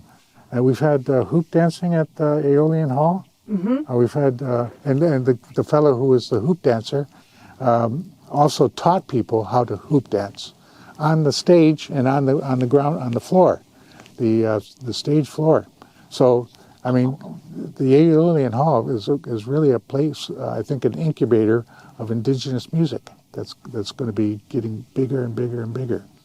So we're happy to be part of it because he takes a lot of direction from the Smoke Signals people, so of which are many of us right here in this circle. Anyways, I just want to open with those remarks. The smudging, that's in this smudging we have sage, we have copal, which is a tree resin from the Yucatan Peninsula of Mexico, which is a Mayan smudge. We have some bear root, which is a very common medicine that we use to clear our minds.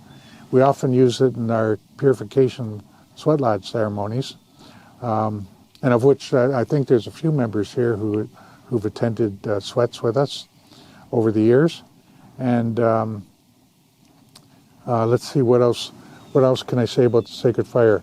The only thing, what the unique feature of a sacred fire is that there's a firekeeper there at all times who attends that fire. And their responsibility is to make sure no one throws any cigarette butts in there, no one throws any Tim Hortons cups in there, nothing like that is allowed into the sacred fire. The only thing that goes into the sacred fire is medicine, like what you're holding. You're holding some sema, some gianqualoni, some leaf of the Creator in your left hand right now. Only that goes in, or any other of the medicines can go into the sacred fire. And usually we would have some of those, at least 4 of the sacred medicines out there for the public to offer to the sacred fire. And your prayers, your medicines and your prayers. And that's what the faithkeeper or the firekeeper makes sure that that's all that's allowed into the fire. And so, but any other kind of fire where you can put in your Tim Hortons and whatever other refuse, that's a working fire, okay? A working fire. So it's a big difference between a working fire and a sacred fire. And so it's very, we're very happy to have a sacred fire here because when we first opened up this reflection circle, we had a sacred fire here. And we had a Métis firekeeper who attends King's University College. He attended the fire, and we didn't even know that he was attending. He attended King's until we arrived, and there he was getting the fire all ready for us. So it was just serendipitous that happened, and we've worked with him in the past because he runs this Muskegee. Do you remember what the last part of that? It's a medicine garden, anyways, that he founded, and it's still. I think they're going to have another season of growing indigenous plants in that garden right next to the Thames River, down by Egerton Street, I guess it would be, where the Egerton Street Bridge is. Yeah, right around in there. Yeah, so and it's open to the public. There's all kinds of other community gardens around in that same territory. But I don't know if you remember this, but a year ago, last May, April, May, it was burned to the ground, and whatever caused that to happen, who knows? But it was burned. I think, I do recall someone saying that it wasn't intentional. It was just a couple people who were sleeping in there. They let their fire, they didn't put their fire out, extinguish it, and it burned the whole garden up. So they had to reformat it and appeal to the community at large, and they refurbished the land. And one of the interesting observations about that little piece of territory of garden is that tobacco, which you're holding in your left hand right now, tobacco grows in acidic soil. Okay, and when you have a fire on the land like that, the soil becomes acidic. So it was perfect for growing, planting tobacco seeds in that garden. And last year they grew some of this, so they had their own homegrown tobacco that they were able to produce and cultivate. So who knew? Who knew that something like that could create a new place for planting and growing Indian tobacco, sema, gianqualoni. That means leaf of the Creator. So just for those of you who don't understand the significance of tobacco, I always like to say in our creation story, when the Sky Woman came down from the sky world, she had in her left hand the seeds for tobacco, for Genqualoni. And in her right hand, she had the seeds for strawberries. And she said that whenever you ask for help, whenever you ask for permission, or whenever you give thanks, you will offer tobacco. So that's the basic protocol of when we use tobacco and when it's functioning in our relationships. And the strawberries are found at practically every one of our ceremonies. We always have strawberries, strawberry juice, strawberries, some form of strawberries. And I especially like the juice. Mary Lou always picks a big supply of strawberries, and then she freezes it so that we can have a big gallon jug of strawberry juice every month. It's just delicious. She has a whole recipe on how she makes it, and that she's cultivated to just perfection. So, but that's the Sky Woman coming down, and so a lot of people don't know why we use tobacco, why it's so prominent in our culture. But most all the indigenous nations and societies use tobacco. It's in their creation story as well. And so that, to me, I started thinking about that, and I'm thinking, well, geez, that means tobacco didn't come from Earth. If it came from the sky with the Sky Woman, that means it came from the stars. So it came from another place. So we know that, it's special. But even the translation of the name, leaf of the Creator, leaf of a higher power, that tells you that it's very special. So we respect it whenever we're offered tobacco, whenever we're usually when you offer it to an elder or a knowledge carrier or a ceremonial leader, you will present it and you'll ask what you're presenting it for, because they'll ask you what's the tobacco for, and then you explain to them why you are offering it for help, and then they'll say whether or not they're able to accept it. And if they accept it, that means they are honor bound to fulfill your request. So whatever you ask them to help you out with, like it might be to get a name, to get a spirit name, it might be to get some other. I particularly like desert sage. Okay. Mary Lou, we always have a supply of desert sage because my sister, who lives in San Diego, she goes out to the desert and picks it for us, and then she mails it up to us. So I just like the aromatic smell of desert sage, and so sometimes it's hard to find. So you might want to go to someone who's an elder, recognized a knowledge carrier, and you offer them your tobacco and say, I'm looking to get some desert sage. So if you can help me, I'd just like to offer you this tobacco to help me obtain that. And if they accept it, then they will honor it. And next thing you know, someday you'll be sitting down somewhere, and this elder will walk up to you and say, "Oh, remember that tobacco you gave me? Well, here's the sage. The desert sage comes from the Sonoran Desert or some whatever desert. Usually that kind of sage grows in deserts, best in deserts. But and not all sage grows in desert. Okay, it's just the kind I like grows in the desert because it's so aromatic. I guess what I'd like to say too, so we will all take an opportunity after we've heard from everybody. We'll all go up and offer our tobacco to the sacred fire. Now, you can say whatever it is that you're saying. Like right now, you should try to be thinking and recording everything that's being shared, and you record it in your hearts, okay? So if any of you have it on your cell phones, you may as well turn them off because you're going to record it in your heart. It really will be recorded in your heart because it'll have meaning to you. I mean, just like for Mary Lou and I, we don't even ever record other than when we're recording for the radio program. Then we will have our recorder handy with us, because I remember we were told when we were given our first Sony Walkman recorder, we were told never leave home without it.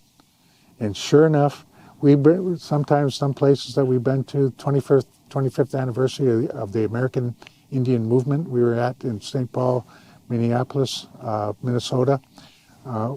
There was some real keynote talks that were given, shared to all of us.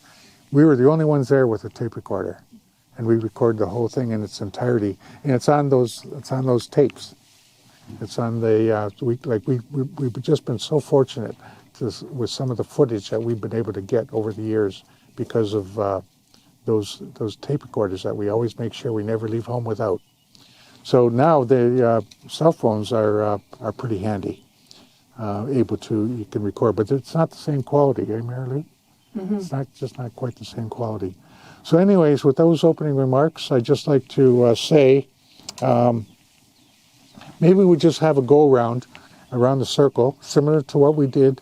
Marnie ran a good circle there on Tuesday afternoon in her home on campus, the library over at Finn's.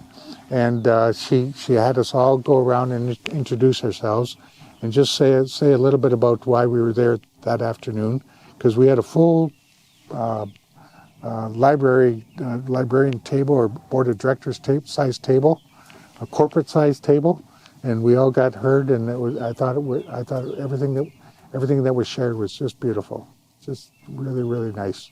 So I like to keep that going in that spirit. Keep going around, maybe around the circle.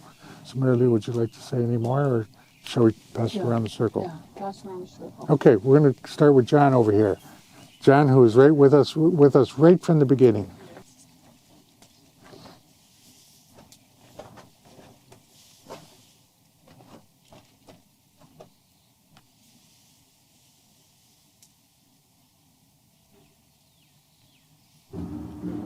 If you want to say something about how you were involved with smoke signals at the beginning when we used to meet at Namarin. When Oka happened, it opened a lot of our eyes to all kinds of Native issues and the unfairness and things that were going on in the Mulroney government. So some people got together at the Namarin and formed a support group called Wishkiig. Yep, Wishkiig. And I was one of the people. And we got in, we did all kinds of things. We did protests for Stony Point. We did parades and things. And then Dan one day was in my car and he said, we're going to go up to the university. We're going to be on the radio. So up we go. And sure enough, we went into the radio studio and they put earphones on us, or headphones, and they expected us to talk and say something. I didn't know about this, and I'm not a very good talker. So anyway, that's how it all started. And I was with the show for about a year, filled in for Dan and Mary Lou when they weren't there once in a while. And then I was a technician, but I know absolutely nothing about techniques. And there was this great big, ominous-looking switchboard, which I was supposed to operate. So for the first year, there were all kinds of glitches. And but that's how I got started and how I helped. So that was about 32 years ago. That's right. That's right. It's been a wonderful experience for me, and I think that in the intervening years that Natives have made huge strides forward. There's still a long way to go, and so on. There's truth and reconciliation, and there's education and programs that start in high schools, public schools, and so on. Native history and Native studies. And Dan and Mary Lou have just done a tremendous job, promoting goodwill and understanding between the bigger community and their own communities. And it's wonderful. It's been a great pleasure for me. Mm-hmm. I respect them highly. So thank you. Do I just go back now? Sure, sure, okay. Yeah, John, actually, as it turned out that John was interested in some of our spiritual protocols and so he would join us in ceremonial events, and he just gravitated to them, and really enjoyed himself, and it was really nice, and we were very happy to see that, because the ceremonial leaders liked him at the same time, because around the circle, like, we all like to have fun. We all love to laugh, and John always liked to make us laugh. So I'm really happy you're here, John. Chimigwetz Nyawa for coming today. Thank you for inviting me. Yes. So anyone else would like to? I mean, we can go right to you, Marnie, next, and then we'll go over to our brother. Do I put this on the fire That's, first? now John's opened it up, so you can just say what you'd like to say from there. It's easier if you're over there and they're closer to the mics. Okay. So, unlike John, I've only known you for a few years, and I feel like I'm very lucky to have this opportunity to get to know you more, and hoping that our friendship will continue, even though my role in the project will probably be a little bit less. But just the stories that we've been able to listen to through Smoke Signals, your teachings, introduction to new music, it's all been so meaningful, and the history that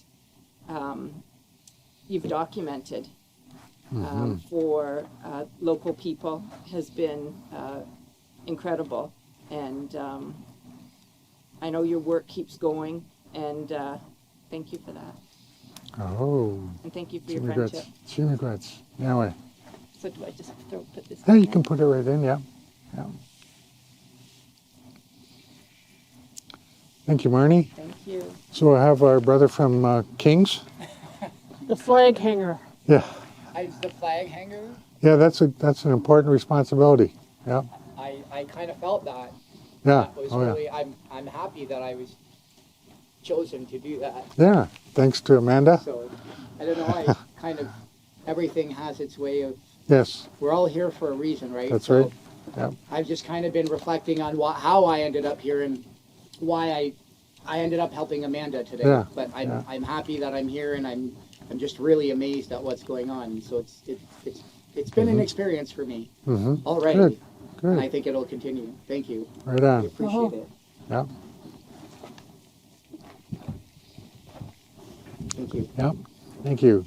I know that when we have our flag carriers hangers put up their handiwork up on trees, living trees, they always, like, whenever they pass by, going by in the traffic, or they always pay a little visit to where they hung those flags, say many months before, and they're always so pleased when they see the flag still hanging. So when you drive by here on I don't, is this Huron Street right out here? Yeah. Huron? Yeah, Huron or Colburn's over here and Maitland's over there. Well, you'll see the flags, because I think they're on there a little bit more permanently. It'd be hard to rip them off. Hopefully. Yeah, like we have a tree of peace down in Ivy Park, down next to the forks of the Thames, and down there we planted a tree of peace to recognize Ganesatage 32 years ago, and when we did that, we had the whole day was a media blitz. We went to all the radio stations, TV station, print, and then that evening we had a big parade from the Namarine Friendship Center right down York Street, all the way down to the Ivy Park. And our banner carrier was John. John led the walk all the way down, and he was so reluctant to want to do that. But we said, "No, John, you're perfect for it. You'll do a good job." And sure enough, Mary Lou and I got there early because we had to set up the area for ceremonial purposes, similar to what we did here today, to get the tree ready for where it was going to be planted, and to make sure the hole was there. And we wanted to, configure everything just properly. And then we saw all the people come parading in, and I never thought the circle would stop, or that parade would stop. They just kept coming. Tremendous amount of people. I was so amazed at how many people came. Yeah. Yeah, and I don't think, John, you really knew how many people were behind you, eh? Yeah, yeah. So, yeah, it was just, I think all the media that we'd done, and the fact that the word, we have a saying that we call it the Moccasin Telegraph. When we put the word out on the Moccasin Telegraph, everyone showed up. And we had a lot of allies that day, and it was really good to see. And we recorded it for posterity, not really with, I think we did some people brought cameras, that's about it, because Mary Lou was just, we were just cleaning up one of our offices, and she came upon a bunch of boxes of photographs from back then, from 1990. And we didn't even know half those people were even there. That's how much of a gathering place it had become. But it's a very great area, because right next to it is the Peace Garden. So it has this great big huge garden of flowers that was, I think it was founded in 1987 by Project Plowshares. And so we got to work with them over the years. And our Tree of Peace, it just started off about that high. And I remember our one elder, Bruce Elijah, was telling us this story about how he hoped that the tree would live, because he planted a tree like that in Detroit. And he said that it was all, the trunk was all scraggly, and they didn't have much hope for it. And so he's relaying this story to us. And when that was in 1990, and they must have planted the tree about 1980. So in 10 years, that tree had grown to about the size of this arbor here, of the reflection circle. And so that was pretty good. And now today, our Tree of Peace, where we have a prayer circle every July 11th to mark the day that we planted it, the tree is about maybe close to 40 feet tall now. And it's really a sight to behold. To think that this group of people came together and planted it, and to this day it's still we always get a good showing of London for the prayer circle that we do there every July 11th. And we make sure that everyone's taken care of. We always make sure there's food, and we always make sure that there's some ceremonial observance. And we also, before we used to have a problem with the Sacred Fire, because the fire department wanted us to pay them $75 for a fire permit. And we said to them, well, according to our culture, money can't cross something sacred like a sacred fire.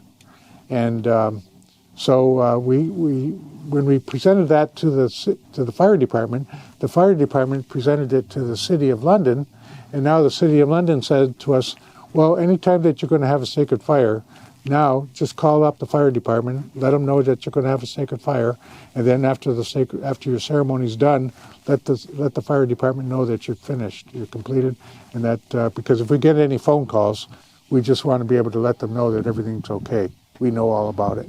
So now the city's willing to work with us, So that's a nice little. A lot of changes. Yeah, all positive. So I'm going to pass it over to Pauline.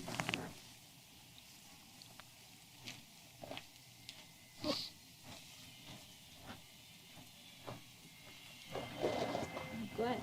Oh, yes. Well, I guess we've known each other quite a long time. Yeah. Almost as long as I've been here in London. Mm-hmm. And I'm very grateful to extend our relationship through work on this this database and working with your print journalism. And so I'm very grateful to Marty and Paulette at FIMS and to you for giving me the opportunity to get to know you in another way through your writings. Mm-hmm. So, yeah. Oh, now I see what's Pauline. Hi. Hi. This is such a privilege to be here with you today, and I know it's the second time that we've met in person, but I feel such a connection to you from hearing your voices over the past 4 months. Yeah. So I've been a co-op student at Western and working on the radio archive with the Finns Graduate Library in Marnie and the rest of the team. And I've just learned so much, and I want to thank you for all the learning that you did for yourselves and how you passed this on to other people and opened up your hearts and your minds to allow us into what you learned. And I can say just the 30 years is, longer than I've been alive, and I'm just so grateful. So thank you so much. Thank you, Caroline. One of the places that we go to, as we're called visiting elders, and we go down to University of Waterloo and the University of Guelph. And Carolyn's been to one of the places that we go to, the Indigenous Students Resource Center at the University of Guelph. And we were so surprised to hear her say that she's been there. She's been to the same place that we go to. But because of COVID, we haven't been going there as much. It's all done by Zoom now, or MS Teams, MS Teams.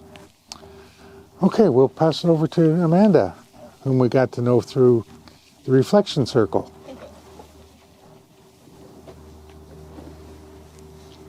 So hi there, everyone. My name is Amanda, and I'm the conference coordinator here. And I had the privilege and honor to work with Mary Lou and Dan Smoke on the launch of the Reflection Circle that we did. And I can say that I've learned so much. You go to these events, and none of, some of them are meaningful, but I really learned so much about the culture and, the right ways to hang flags and how to smudge and how to offer and how great strawberries are, even if you eat the whole entire thing. Yeah, that's right, yeah. And, when I heard you were coming back here today, I thought, I have to make the time to come and see them, because for a university like this to have a reflection circle of this capacity and to be able to teach and give back, I absolutely honor what you guys do, and I think it's super powerful and necessary these days that we are bringing more attention and awareness to your culture. Yeah. So I thank you so much for allowing me to be here for the tobacco, and I hope I get to work with you again in the future. This place is you're always welcome to come home here whenever you like, and I hope to keep the traditions rolling. Yes. So thank you very much. We appreciate that. Yeah, we do. I mean, we could even have prayer circles here, because to mark the day that we launched this circle, Reflection Circle. Yes, yeah. Sure. Thank you. Yeah. I'm Greg Sousa, and it's my privilege to share my talents and to film you and to capture this moment together. We are enriched by knowing each other, by learning each other's culture, by learning a little of each other's language. And we have been impoverished by losing that over the years. So any efforts we can do to regain that, to come to know each other as people is really important. The human race needs this desperately. So thank you very much. Oh, thank you. Now Jimmy Gretsch. Yeah. So Greg, Galakindi ni gets what you see what you need to get the loader. Oh. You work Manega Ani Bojo, Kansei, Kanapi. Oh. We always introduce ourselves in our own language as tradition we have it, and so what I said is my name is Galakindi. In the colonial language it translates to clouds passing over. I'm a member of the people of the Standing Stone First Nations of Thames, which is the traditional lands of the Delaware, Huron, Anishinaabe, and Haudenosaunee peoples here in Turtle Island, now called Southwestern Ontario. I became involved with ASEANAS and Mary Lou when we were part of Whiskey Gig and for chapter of Cabinet, which is the Canadian Alliance and solidarity with Native people. And I started filling in with the radio show, and the more I hung around with Dan and Mary Lou, the more I learned. And they become kind of like mentors to me. So, you know, what I've learned really is that we really can create a much more harmonious society if we can first of all recognize our differences, and we can acknowledge those differences and respect them. And we do that by asking questions, educating ourselves, and sharing the knowledge that we have with the people around us, whether that be our spouses, our significant others, our family, friends, co-workers, neighbors, so that we create this ripple of knowledge that kind of spreads around our whole community and puts us all on the same page, so that we can all kind of build on that mutual respect and compassion for each other. And so I have to thank them and say big Yoko for all the teachings that they've given me. Yoko. Oh.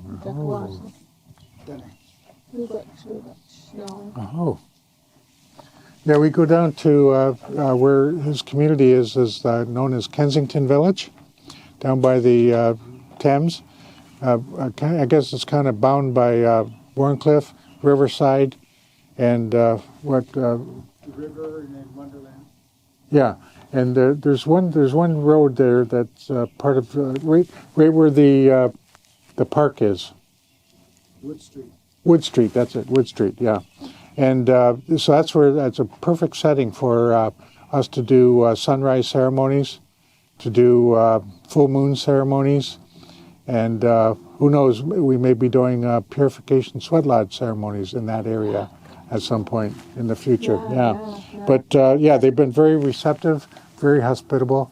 I think we had a full moon in November, and geez, I think there was over 100 people there. Yeah, that was a good turnout. Yeah, I was surprised. I thought it was great. Yeah. But one of their members created an orange shirt design for Orange Shirt Day. And they sold the shirt to all the members of their community, and they raised over $1,000 towards the cause. And both the agency that organizes Orange Shirt Day celebration, for the first time last September 30th, was Atalosa Native Family Healing Service Agency, and one of their representatives came to publicly thank the Kensington Village community for doing that. For every little communities like that can organize something like that and make it a reality and make it into something so benevolent, for all of us. So it's been a pleasure working with Edward and the Galihinde and the Kensington Village community. Yeah, I think we're gearing to do something around Solidarity Day, June 21st. Yeah. So I guess, Mary, did you want to say something? Or you want me to? Or? Okay. All right. Okay, I'm going to have to, get a hand here. Okay. Niawe, sagwandizo. Senio esquatahas kit contanwa kukwa kuhase. Yahweh, Chimiquetch, all my relations, Donato. I'd just like to say it's an honor to be with all of you today for this ceremonial sacred fire gathering to launch the Smoke Signals Archive, radio archive. I think all of you mean a lot to us, to both Mary Lou and I, for both what transpired on Tuesday, but also what transpired 32 plus years or 31 plus years prior to that, when we started off at CHRW downstairs. At that time, it was down in the basement. Remember that, John? And it was just a little small little nook and cranny, and I didn't even know where it was. I had a hard time finding it, but we found it. Yeah, right. Anyways, and the program in journalism for Native people that the journalism school used to have from 1980 to 1990, what is today FIMS, used to have this program, and Mary Lou was going to take that course, the program in journalism for Native peoples, and they shut down the course, and I think they shut down the journalism school just shortly after that, didn't they? Peter Deborah removed himself or something? He did, but it just changed. It to did FIMS. Keep going. To FIMS. Yeah, it kept going. Yeah. And so a lot of the graduates from that program, a lot of them couldn't find work in mainstream media. So they ended up, becoming grant writers, becoming office managers. A few of them did gravitate to APTN. They're still there today, to this day.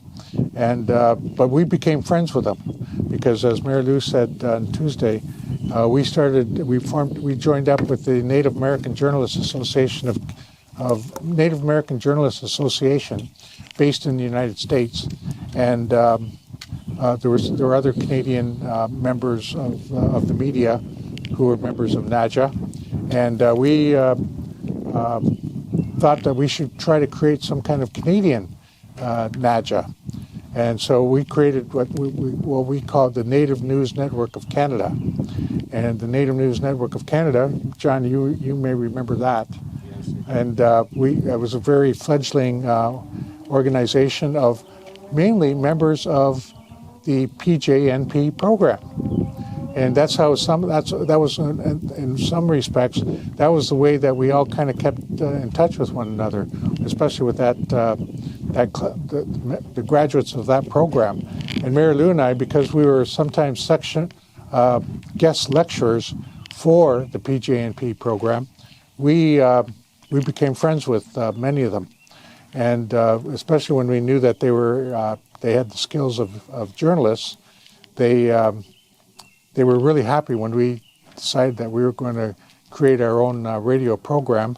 So over the years, we still maintain contact with them, and the radio program, I think, deserves the solidarity that we have with them as well, because there's no record of. I don't think there's a record at FIMS of the graduates from that program. I don't know. I don't know, Dan. Yeah, because I know that we looked into it at one time, and there was nothing that we could find. After the journalism school closed, became the FIMS. Yeah, we couldn't find out where the graduates had gone. Right. It was just by word of mouth that we learned, and through NAJA down in the States, that we found out that they're still doing it. They're still doing journalism. I think once it's in your blood, you just keep doing it. Storytelling just becomes part of your DNA. And so anyways, that's all I'd like to say, but I want to say Chi-miigwech to all of you. Thank you all for being here today. And I think anything you'd like to say in closing, Mary Lou? Would you want to sing a song?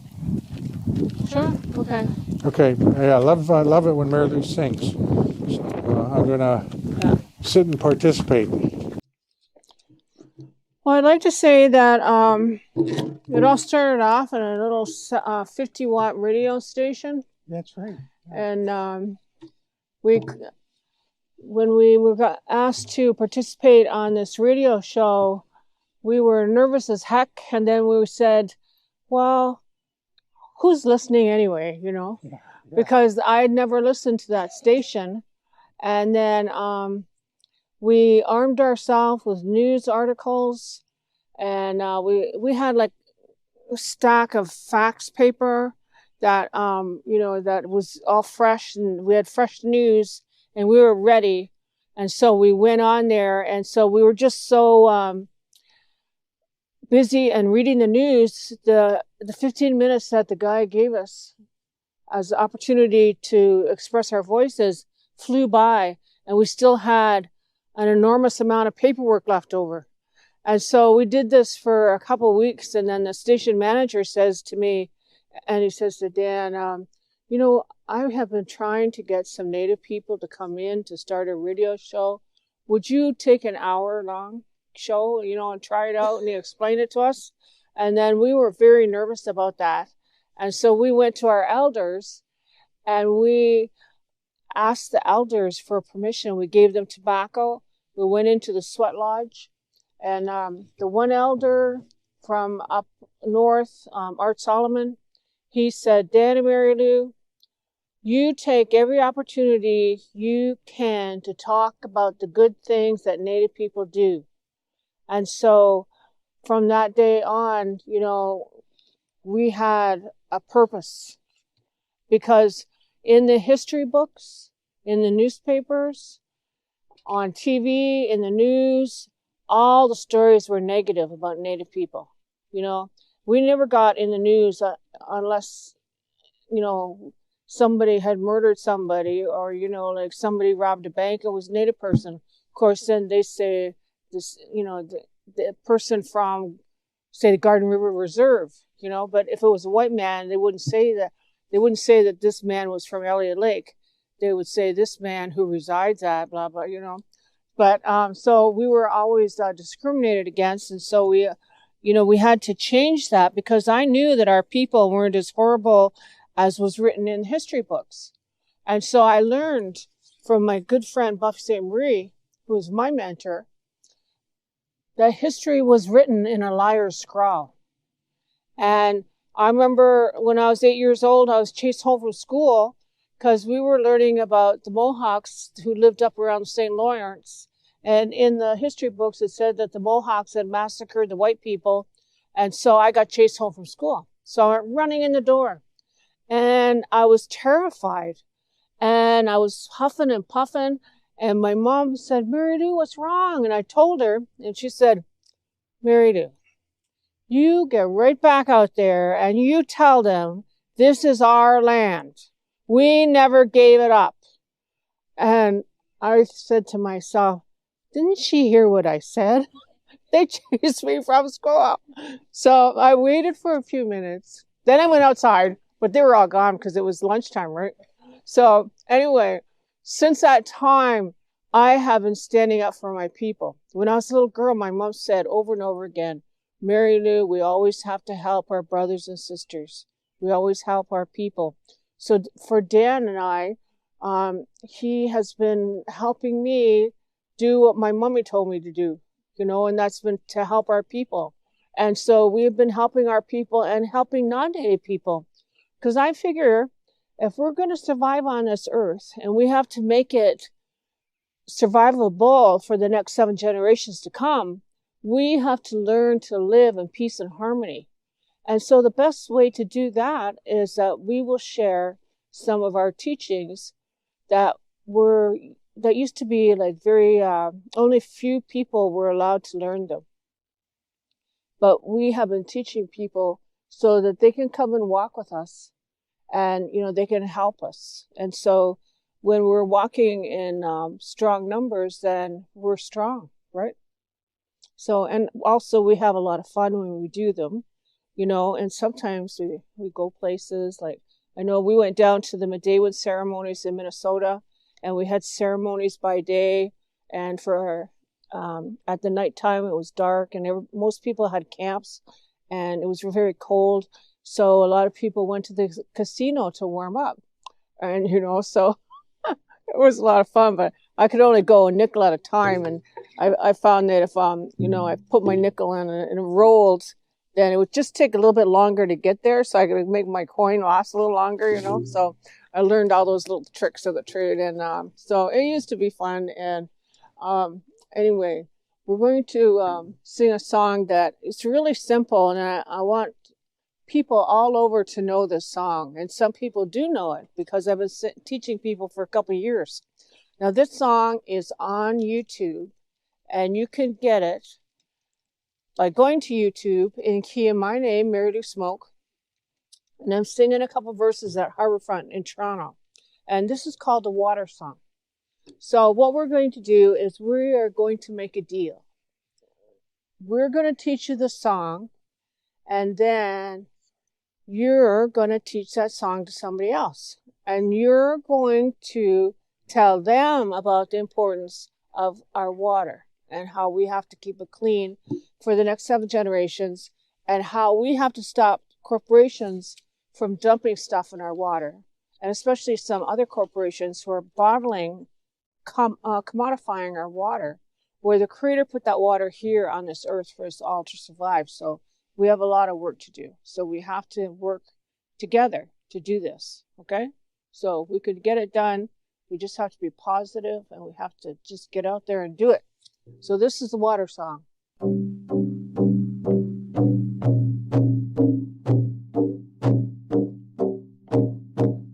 Wichita, do ya, do ya, do ya. Wichita, do ya, do ya, hey. Wichita, do ya, do ya, do ya. Wichita, do ya, do ya, hey. Hey ya, Tanea, hey ya, hey ya. Hey ya, Tanea, hey ya, hey. Hey ya, Tanea, hey ya, hey ya. Hey ya, Tanea, hey ya, hey. Wichita, do ya, do ya, do ya. Wichita, do ya, do ya, hey. Wichita, do ya, do ya, do ya. Wichita, do ya, do ya, hey. Hey ya, Tanea, hey ya, hey ya. Hey ya, Tanea, hey ya, hey. Hey ya, Tanea, hey ya, hey ya. Hey ya, Tanea, hey ya, hey. Wichita, do ya, do ya, do ya. Wichita, do ya, do ya, hey. Wichita, do ya, do ya, do ya. Wichita, do ya, do ya, hey. Hey ya, Tanea, hey ya, hey ya. Hey ya, Tanea, hey ya, hey. Hey ya, Tanea, hey ya, hey ya. Hey ya, Tanea, hey ya, hey. Now we're going to sing the last verse like our life depends upon water, and which it does. Wichita, do ya, do ya, do ya. Wichita, do ya, do ya, hey. Wichita, do ya, do ya, do ya. Wichita, do ya, do ya, hey. Hey ya, Tanea, hey ya, hey ya. Hey ya, Tanea, hey ya, hey. Hey ya, Tanea, hey ya, hey ya. Hey ya, Tanea, hey ya, hey. Whoa, Machakawasan. All right. Hey, everybody was singing along pretty good. Very good. You've been paying attention, which is good.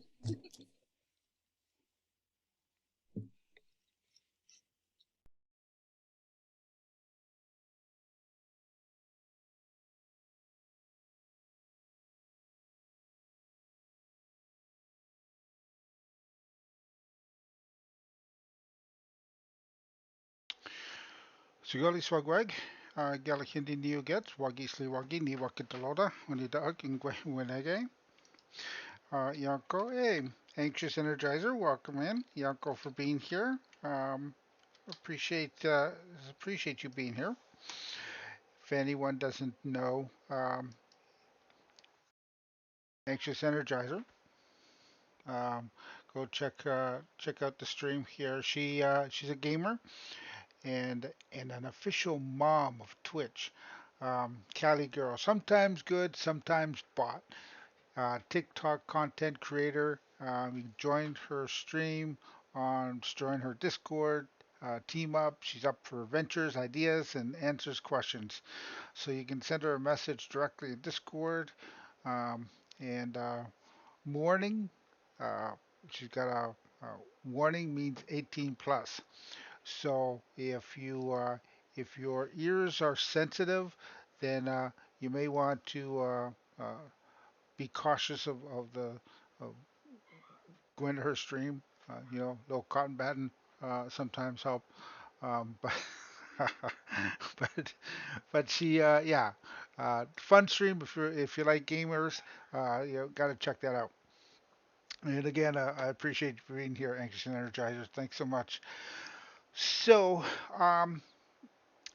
I'll say on this, Dan and Mary Lou Smoke, for those of you who have just didn't know what you were watching there.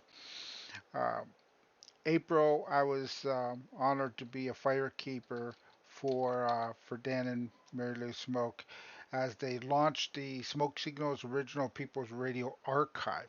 It's a virtual archive, so you can access it online, and you can actually do a search for different types of subject, whether it be ceremonies or um, political movements, different elders. If you know elders, you'd like to see if they were on the show, that type of thing. You can do that through their archive. So there's a link to the archive. There's also a link to their Facebook page if you want to follow Smoke Signals Radio Show on the Facebook. You can check them out there as well. Now, they do come on the stream once in a while because I always like to invite them on, once a month, once every other month, just to come out and answer questions. So, if there's anything that you ever think that you might want to know from one of our elders, then just either whisper me or throw it in the Discord, and I'll kind of note it and pose questions to them whenever they're on stream. Now, I appreciate they're always so generous with their time and their knowledge.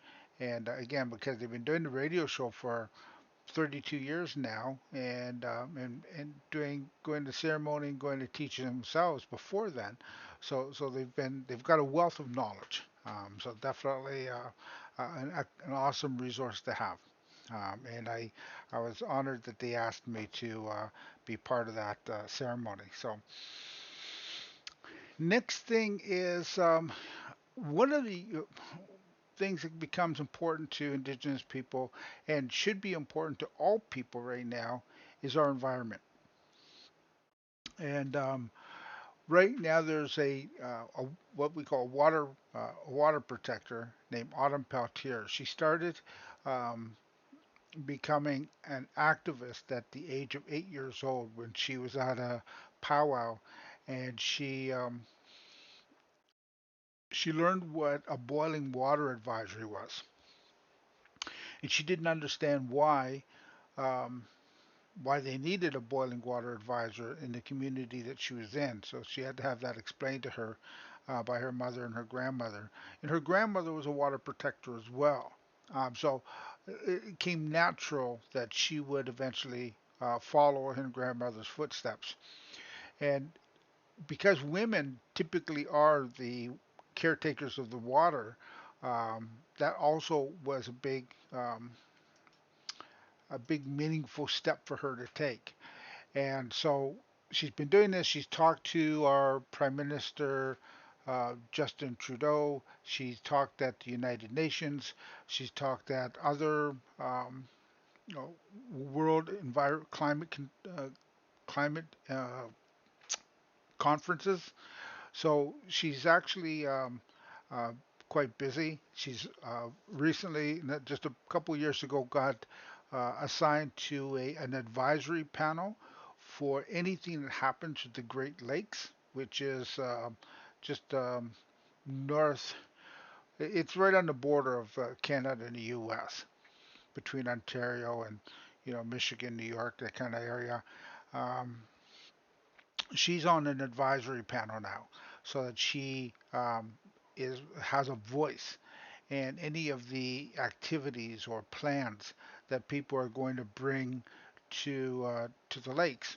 And so it's really important, particularly now when you think about it was only a few weeks ago um, a company dumped a bunch of chemicals into the water in Michigan, and that water ultimately leads into the lakes, the Great Lakes. And so, if that water makes it into the Great Lakes, then not only is it affecting the people in the water in the U.S. I mean, Michigan has been notorious for having the most contaminated water, um, but that's also going to bleed into water sources for Ontario as well and other areas. So this is, and it's not just indigenous people then that are affected by these contaminants. It's all people, and it's also the plant world, because once the ground becomes contaminated, that ground is feeding the plants. The water also is used for, um, is going to be contaminated, is going to be contaminating the fish that are in that water, in those rivers. It contaminates the animals who drink out of that water. So because we're all so interconnected, essentially any one part of that ecosystem that becomes contaminated affects all the other parts of that ecosystem, because it's like a machine that just keeps going, and if any part of that machine is missing or doesn't work properly, then the machine doesn't work efficiently. And so we really need to be conscious of what we're doing with the water, and these big corporations' interest and greed need to be put in check.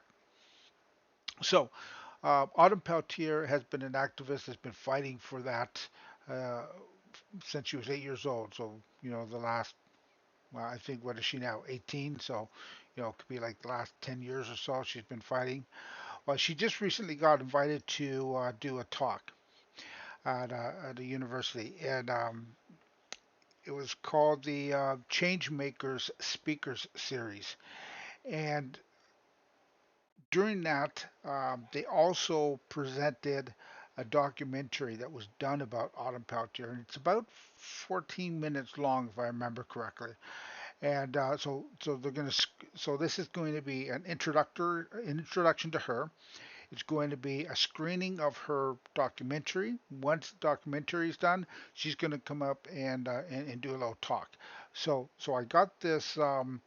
A copy of this conference that she talked to, and I hope that you find this educational and hopefully entertaining as well. I think the documentary is really well done. The cinematography is really well done, and so I think that you will really enjoy this. So what I'm going to do is I'm going to get my face off the screen here so that I'm not blocking or obscuring your view, and we'll get this started. So this is Autumn Peltier at the Change Makers Speakers Series.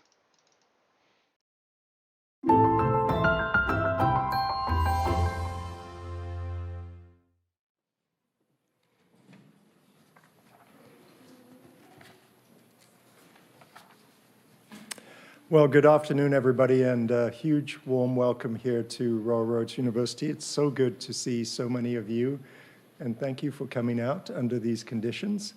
As I was riding my bike to work this morning, I was first grumbling about the rain, and then I was enjoying the incredible beauty of it, remembering that about this time last year we had a heat dome. So let's be so grateful. We live in a rainforest, and this is a gift. This beautiful rain is a gift to us all. My name is Philip Steenkamp, and I'm the President and Vice Chancellor of Royal Roads University. And I would like to begin by acknowledging that our campus is here on the ancestral, traditional, and unceded lands of the Kusapsan and Lekwungen people and ancestors, whose connection to these lands goes back thousands and thousands of years, and whose connection to these lands continues to this day. And we are truly honored to be able to live and work and learn on these magnificent lands here. So Haishka CM, and a big warm welcome to all of you. I'd like to thank you all for being with us for this very special edition of our Changemakers Speaker Series. And I would say it's great to be with a live audience again. I know we're all making our own adjustments to gathering together in person, but it is so wonderful to see all of you here in person. We're also recording this event so that people who are not able to attend will have the opportunity to view this through our social media and website at a later date. Now, today's climate and sustainability challenges call for the kind of interdisciplinary and collaborative problem solving at which we at Royal Roads excel. Through learning, teaching, research, and action, we are working together with learners and communities to address the largest issues humanity has ever faced. Just as an example, our Master of Arts in Climate Action Leadership represents this university's commitment to one of those issues, and that is climate action. We hope that programs like these cultivate the kind of courage and passion it takes to make the social, political, economic, and cultural changes needed on the world stage to truly make a difference. And I know students in that program and our other programs will take inspiration from our amazing guest today. We are so pleased to welcome you, Autumn Peltier, Chief Water Commissioner for the Anishinaabeg Nation and very soon to be Royal Roads honorary degree recipient. Autumn is a leader in her nation and a leader across Canada who stepped up at an early age to make change. Here with us today, she will share her personal journey to fight for clean water rights and Indigenous values here in Canada and on the world stage. We will also see her documentary, the HBO production, The Water Walker. Then you and I will have the opportunity to ask her some questions. But I just also want to take a moment to welcome and thank her family for joining her on this incredible journey. Her grandfather, who is an esteemed elder, Stanley, is with us too. I know her sister is here, her mother's here, her stepdad is here, and other friends too. So welcome, everybody.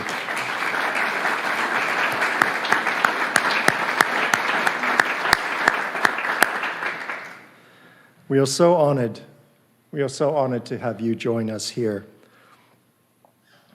Now, the Changemaker series is all about taking on the largest challenges that humanity faces: climate change, technological change, environmental challenges, racism, Indigenous rights, truth and reconciliation, and many other issues. And how do we even begin to solve these complex problems? By inspiring people with the courage to transform the world. And Autumn Peltier is one of these inspirational people fighting for change and adding to Canadian history. She is an environmental advocate whose journey for justice has made waves with her courage. Born in 2004, I can't believe that, given how much she's accomplished. She lived with her family near Lake Huron, and her parents taught her the importance of water advocacy early on. She was 12 years old at the 2016 Winter Gathering of the Assembly of First Nations when she admonished the Prime Minister for the choices that were being made for her people. To this day, she continues to hold politicians accountable to the promise to protect the water.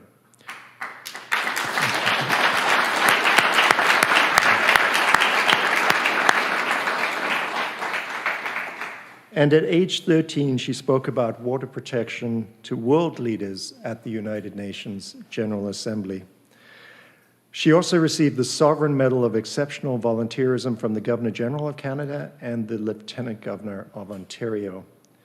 Invited in 2018 and 2019, she spoke at the UN Secretary-General's Climate Action Summit in New York, and she was shortlist nominated for the International Children's Peace Prize no less than 4 times.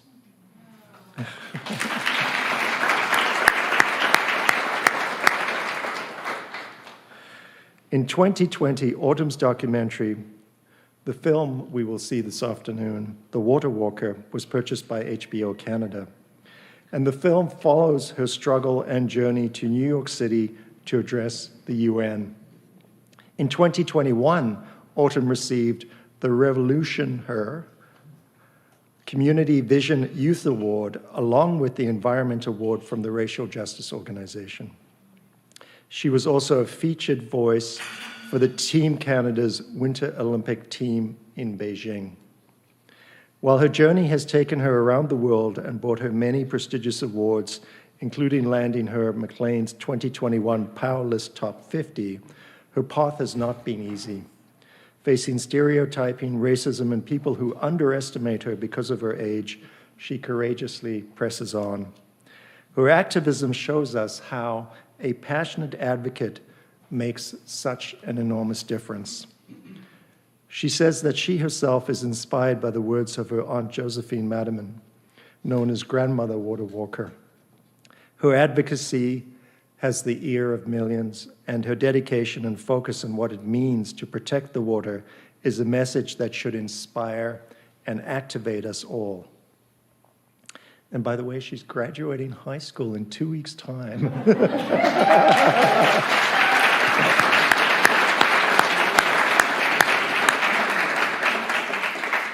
So I'm so deeply honored to introduce you tonight to Autumn Peltier. Now, to begin with, though, we are going to see The Water Walker, which I believe is about a 12-minute documentary. And so could I have the lights, please? And then we will return. Thank you.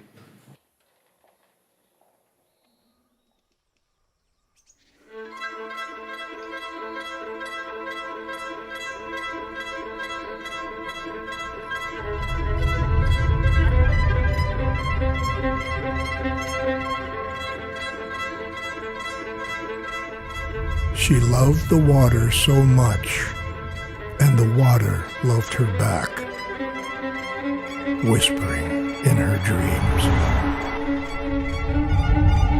Water has no flag. Water knows no race. The earth's belly grew until her waters broke, and all of creation took its first breath.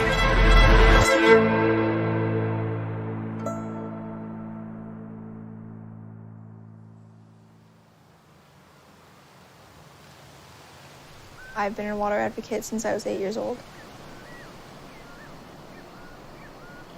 My Auntie Josephine, she inspired people globally, raising awareness and praying for the water. She did pass away about 6 months ago now. Her dying wish was for me to carry on her work. A young leader from Canada. She's known as a water warrior, internationally known for the work that she has done and the issue of safe and clean water. Autumn Peltier, she's been on... I know there are people in this room who deeply disagree with our position to move ahead with the Kinder Morgan pipeline. What did you want to say to him? I just said to him, I'm very unhappy with the choices you made and broken promises to my people. Then he said, I understand that. All I said was the pipelines, and then he said, I will protect the water.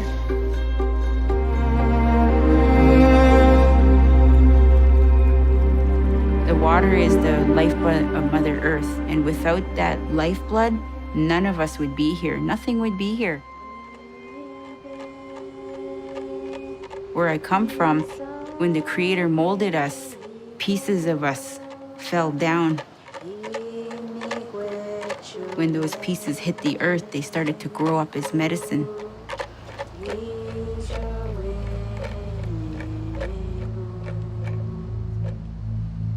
When the water's contaminated, the medicines are contaminated. Certain medicines don't grow anymore.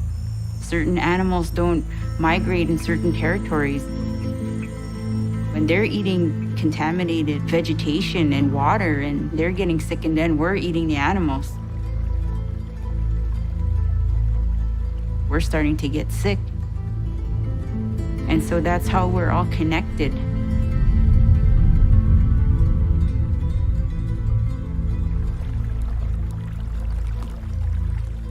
I'm gonna smudge this dress. We're gonna cleanse it. So when you're out wearing this dress, speaking at the United Nations, you'll be blessed and protected, and you'll speak from the heart, connect with the ancestors.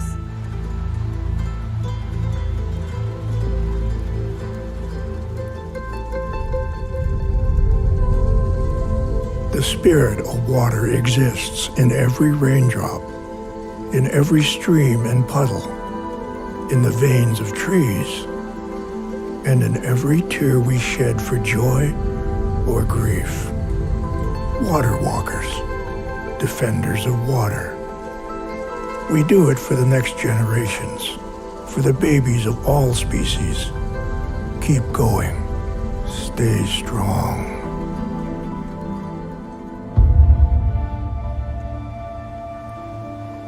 When I was 8 years old, I was attending a water ceremony in Serpent River First Nation. When I was at the ceremony, I went to the bathroom, and all over the walls, signs that said, "Not for consumption, don't touch or drink the water, and boil water advisory." I asked my mom, what does all that mean? What's the boil water advisory? And then she told me what all of it meant. There's kids that were my age that did not know at all what it's like to drink clean water from a tap. People living in third world conditions in a rich country where things like that shouldn't be happening. There's a lot of youth becoming activists. We're realizing what kind of future the adults today are giving us for tomorrow. So I'm excited about Friday. It's the Youth March. I'm excited to see how many youth and young people are going to be there.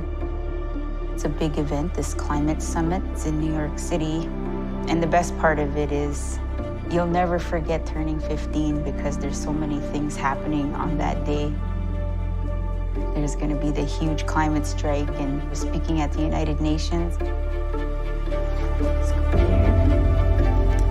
And that goes right here. There.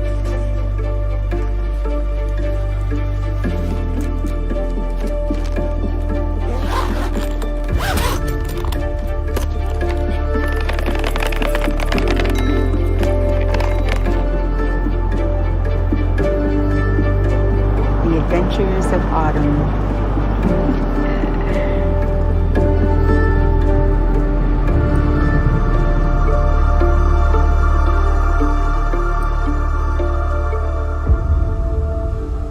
Our children are unable to see obstacles in their path, for they are always looking up to us and never at their feet. When we encounter an obstacle in their way, it is our responsibility to remove it. We are the protectors of our children, and when we fail, the children must learn to protect themselves.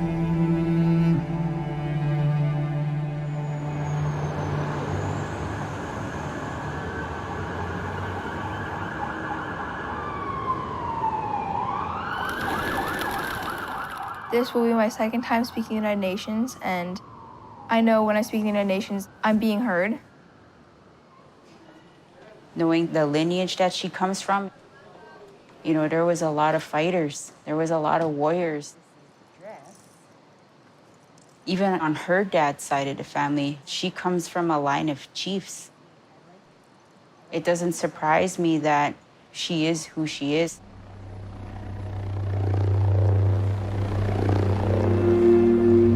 But it's hard work. Sometimes it can be challenging for her because, you know, she's a kid still. Media exposure, it comes with a price as well, the work. You get treated a different way, and there was a point where we didn't even feel like going out for a while. We just kind of stayed home. We'd only go out if we had to. That was really hard. I was being bullied because of the jealousy from other kids, because not a lot of kids get to do the stuff I was doing, like meeting the Prime Minister at a young age. At first, she didn't even tell me, but I started noticing different changes in her. I came home with a bunch of cuts because they were slamming my face to the snow and sitting. They were trying to suffocate me. And then my face was slammed into the fence, and it makes me really emotional. That was really hard for me.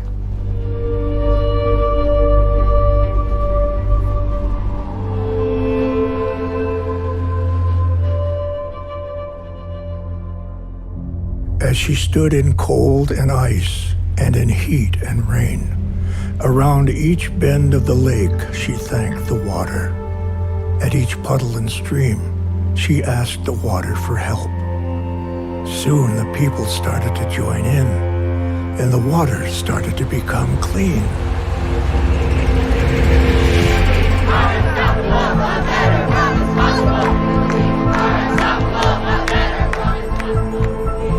Us kids were having to stand up as leaders.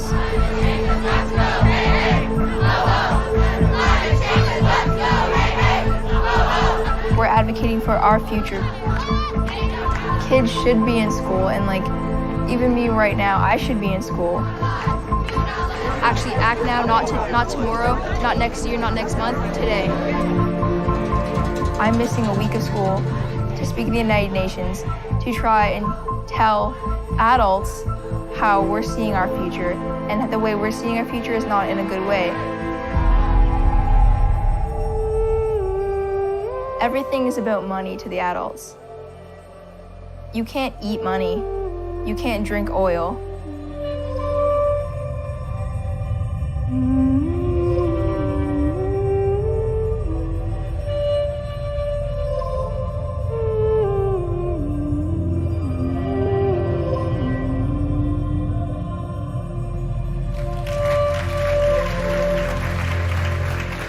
One day I will be an ancestor, and I want my descendants to know I use my voice so they can have a future. I've heard of places like Flint, Michigan, 6 nations of the Grand River. All across these lands, we know somewhere where someone can't drink the water. Why so many, and why have they gone without water so long? We can't live in our mother's womb without water. As a fetus, we need that sacred water for development. The sacred significance is that my mother comes from her mother's water, my grandmother comes from her mother's water, and my great-great-grandmother comes from her mother's water.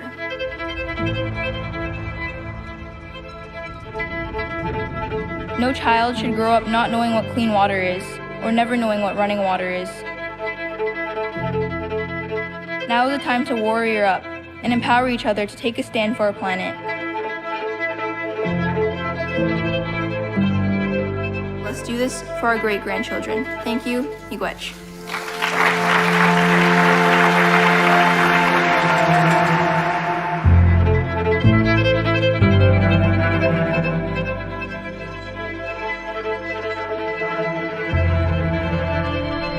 I do wish my Auntie Josephine could see what I'm doing right now. She's always taught me to keep on going and never give up. No matter what people say about your work or what you're doing, you know what you want. Pray for the water, because the water doesn't have a voice. You're speaking up for it.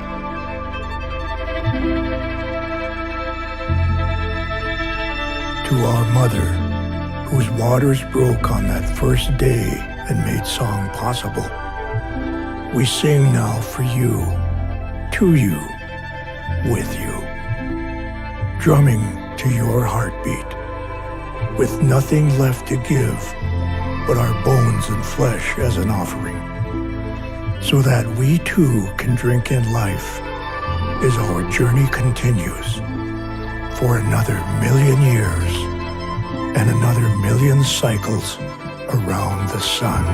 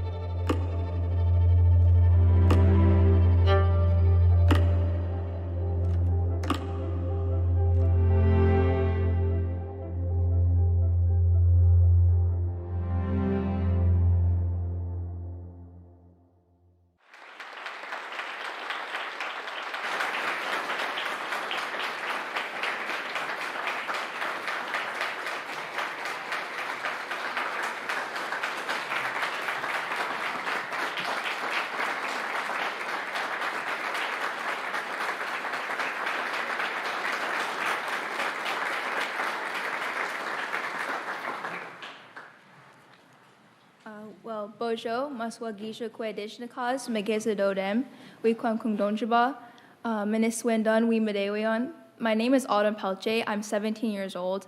I'm the Chief Water Commissioner for Anishinaabeg Nation, and I'm an Indigenous rights and water activist.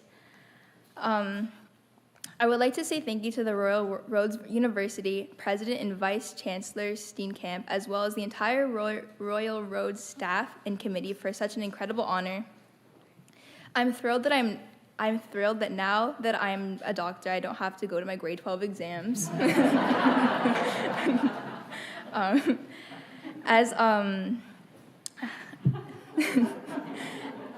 Being to share my gratitude and say thank you, I would like to acknowledge my Mishomis, my Elder Stanley, my grandpa, who is here today from Edmonton. I'm also honored to share this moment with all of you. I'm also honored to continue to carry the awareness of the importance of water. If you have a glass of water in your hand, know that without water, there is no life. I would like to acknowledge all the women today and thank you for your continued perseverance and strength. I also give thanks to those women who have gone before me and created a path for us young ones.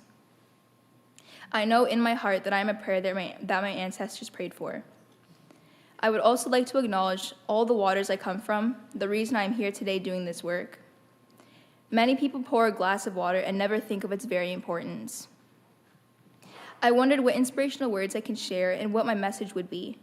What came to me was the thought of the one woman who inspired me and all of us to do this work, my late great Aunt Josephine Ba. If there was anyone who knew what prayers can do and what real commitment was, it was her. I'm honored every day for the teaching she shared with me and the encouragement she gave me to keep going. There are days I feel like giving up because it feels like my efforts are overlooked or not heard. It's like I'm this young teenager who is all by herself while the world makes TikToks and posts on Instagram, but I continue to fight. The water ceremony is very sacred. It's about acknowledging all life that depends on water.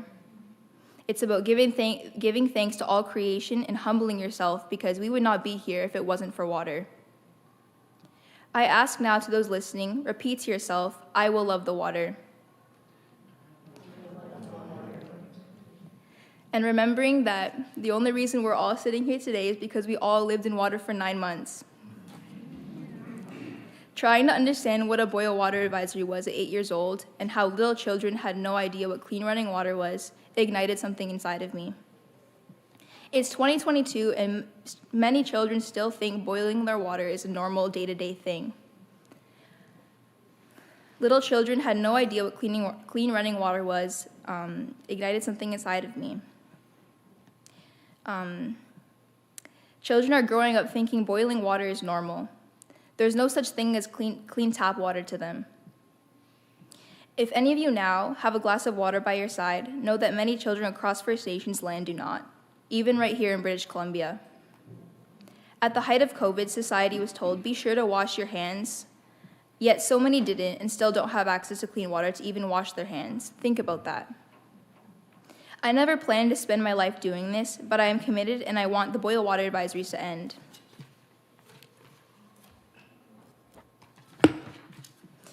When I was 12, I came face to face with the Prime Minister Justin Trudeau and was told to not say anything. Without backing down, I spoke up and asked him for his support. The highest figure in our country made me a promise to protect the water, and 5 years later, I am still waiting.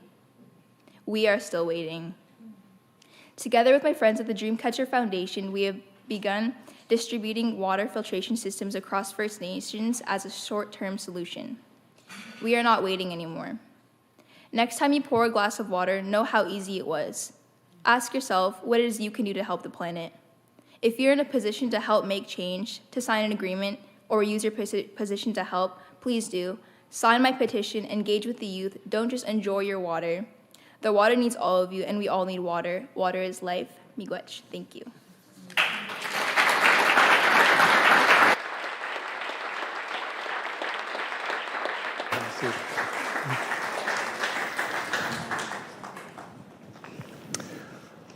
Well, thank you so much, Autumn. You are truly a remarkable inspiration to all of us, and thank you for sharing your story with us.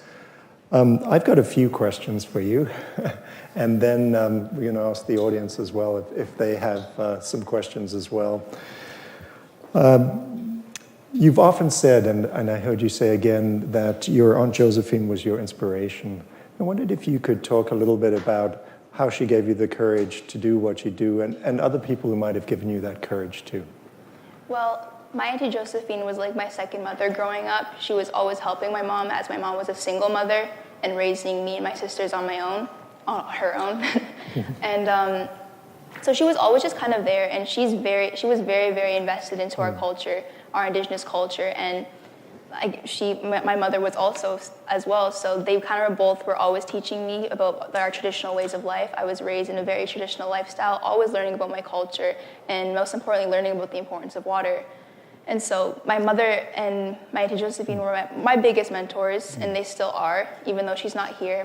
My mom's still here, but they both were my biggest mentors and gave me my biggest teachings on becoming a woman, being a woman, and being a water protector, as they all tie in together. So, yeah, thank you. You mentioned COVID and the fact that many people in Indigenous communities do not have access to clean water, even to wash their hands.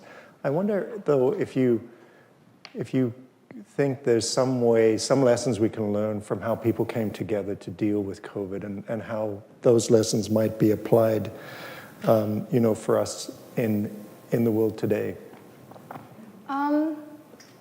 Well, I guess really just working together is very important, and I don't know, just kind of listening to people, and just listening to what people have to say, because First Nations, as like you said, I mentioned, these communities, it's COVID, it's like I said, you have to wash your hands, sanitize, but like they can't even go to their tap and just simply wash their hands. That's how bad the condition is. These communities are living in third world conditions in a first world country, and so it's just, you really need to, just listen to people, collaborate, and working together is very important. No matter what race we are, no matter how rich or poor we are, it's very important to listen to what people have to say. Thank you. I think that collaboration and cooperation is so important, and what COVID showed us too is if you put your mind to it, people can come together and find solutions to things, and dedicate the resources to finding those solutions. And you would think something as fundamental as water is something, as you've said, you've been waiting 5 years to see the fulfillment of that promise. Something as important as water is something we could surely get together and cooperate on. I watched through the documentary, the various moments in your life where you were in front of these really huge audiences and these powerful world leaders, and I'm just filled with admiration for your poise. But I wondered if you could talk a little bit about whether having that sort of celebrity status, how does that help, and sometimes can it be a drawback too? Well, yeah, being in the public eye does have its negative and positive impacts. I honestly don't really like being in the public eye. I don't really like it, but it definitely does have a huge impact on my work. Like, being able to use my social media platforms to get my message out to more people so more people are aware. But also having a large social media platform comes, again, with a lot of negative impacts, and that's where bullying comes in, or like cyberbullying and negative comments and people. This stuff that you don't really need to see. But yeah, it has really good impact when it comes to spreading your message and awareness. Well, I just want to thank you for doing that. You say you don't enjoy being in the spotlight, but you do it anyway. Because this is so important to you, and I want to thank you for doing that for all of us. You've been very courageous, I know, in displaying authentic emotion while speaking to large groups of people. I saw your emotion when you were talking to the Prime Minister and the response you got, and to world leaders. I wonder if you've got any tips or insights for other young people if they want to stand up. Well, the main thing I talk about when I speak with youth is using your voice, because I always say that, like, when a message is coming from youth, it's so much more powerful because you generally wouldn't think a young person is going to speak up or stand up about political issues or world issues. And so that's why you know it's so powerful because, you know, we generally wouldn't be speaking about those things. And again, that's when you know something's wrong because we shouldn't have to be speaking up about those things. We shouldn't have to be speaking about political or world issues. That's not our problem, but it is like we're taking it into our own hands now because, you know, something has to be done and nothing's being done. So, yeah, I strongly encourage young people and youth to use their voices all the time. Yeah. I was very struck by that quote at the end of the documentary, you know, the fact that the children are stepping up to protect us, but who's going to protect the children? And children being really robbed of their childhoods, you know, because of these issues. So again, thank you, you know, for your courage in standing up. And we think of the many young people around the world who are taking leadership positions on these issues. The last question I had for you was, you did touch on this a little bit in your remarks. You urged people to sign the petition, but I wondered if you could talk a little more about how people could get involved if they want to stand beside you. Well, you know, we live in a generation where social media has a huge role in spreading awareness and advocacy. So I guess just using your social media platforms to help spread awareness, educating others, people who might be hearing single stories, one-sided stories, is correcting information if possible, and just, again, helping spread awareness on social media platforms, and yeah. Yeah, well, thank you, and we can certainly provide information on our social media platforms and our websites on the petitions and, you know, where to sign and, you know, highlight and profile all the amazing work that you and others are doing in this regard. So I want to thank you for that. And thank you so much for your generous response to my questions. And now we have an opportunity to ask the audience if they have any questions for you. I'm not surprised, but Hillary Layton has the first question. Okay. Hi, Autumn. Well, thank you so much. Very moved by your movie and your movement. I love Christy Belcourt and own many of her prints. One of my students brought her to bear many years ago, so how wonderful.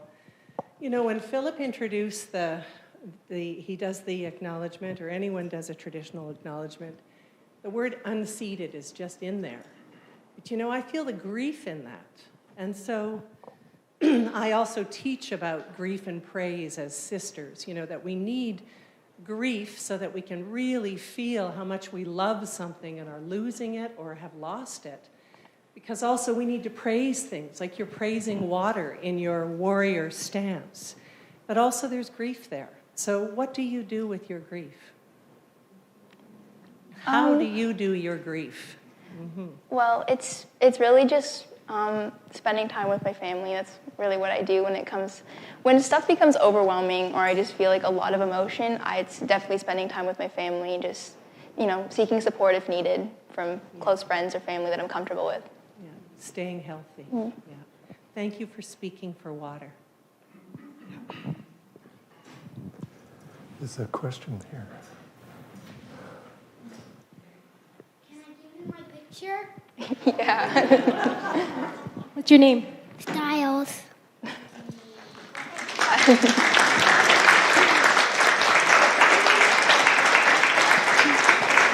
Thank you.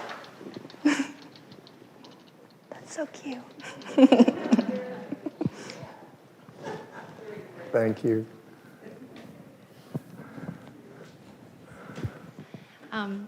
You just asked us all to make the commitment, and I was very moved by it, to love the water.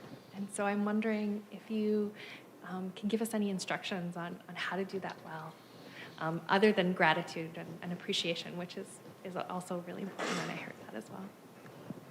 Yeah, well, in my culture, you know, praying and giving thanks is a very big part of it.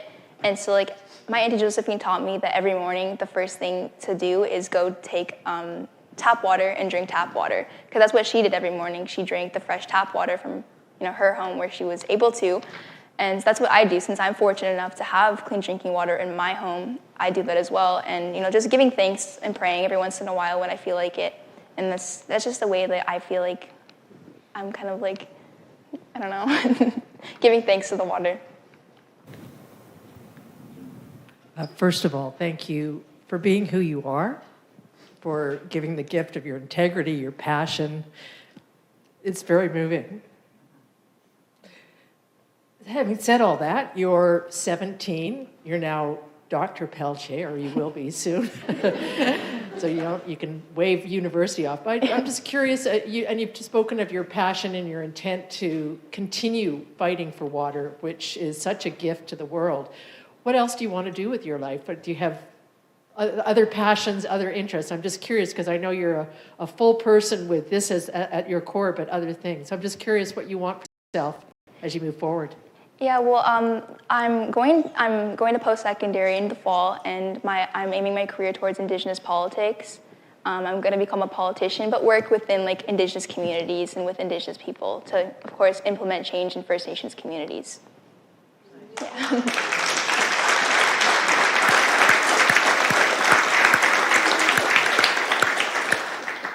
The job of Prime Minister will be open sometime soon, I think, too. So, yeah. Hi, Autumn. Thank you very much for the talk. I have a young daughter. Actually, I have 3 kids, 4, 6, and 8. But you mentioned a number of times on your own journey. You referenced you started when you were 8. You've been waiting for an answer from the Prime Minister for 5. Do you have any advice or thoughts that you would give yourself 5 years ago or 8 years ago that would put you in a different position than you are today? Well, I had a pretty good mentor, which was my mom, so I don't really feel like anything would have been too much different, but definitely surrounding myself with better people and kind of just, being stronger when it comes to bullying and negative comments would definitely have been something. I mean, although I was only like 10 years old and stuff, just surrounding myself with better people would have been something I would have done better. Because like you see in my documentary, I do mention getting the crap beat out of me. And, I was surrounded by not good people. So, just good friends and good supports and, only focusing on the positives of my work.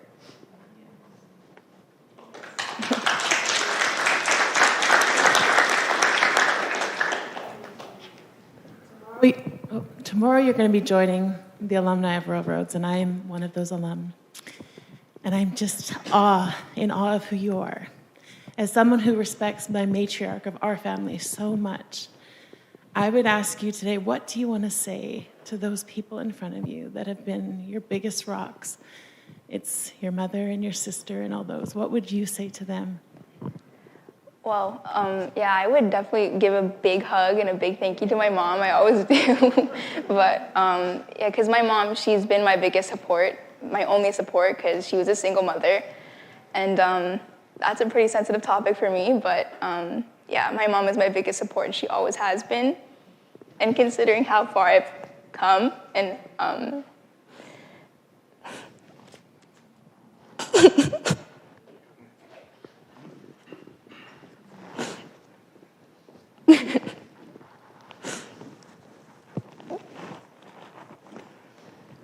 my mom did it on her own.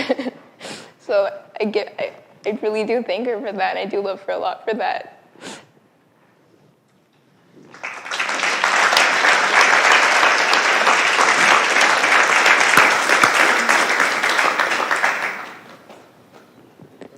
Hi, Autumn.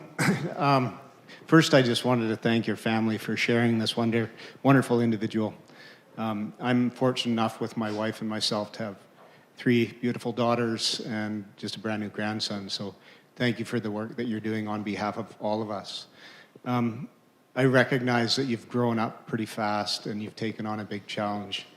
I just want to ask you, how are you going to protect your youth and innocence, because it's important, and how can we help in that regard?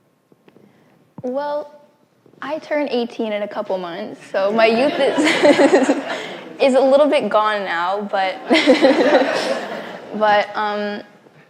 I definitely do like to say that this is something I wish I did not have to do.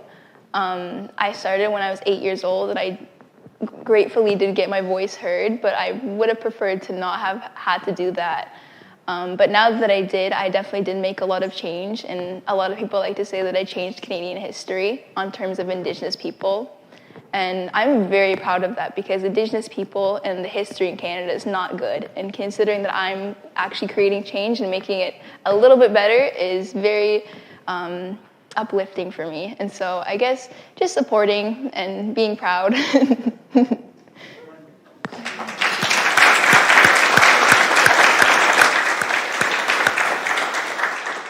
Hi, Autumn. Well, I might have the privilege of the last question tonight, but I wanted to thank you, as everyone is feeling in their heart. Thank you, so much gratitude. But also to your family for your demonstration through Autumn to us of leadership and quiet certitude and being very grounded. And I want to thank you not only for what you've done for Autumn, but for what you've shared with us in a larger scope as well. So thank you so much.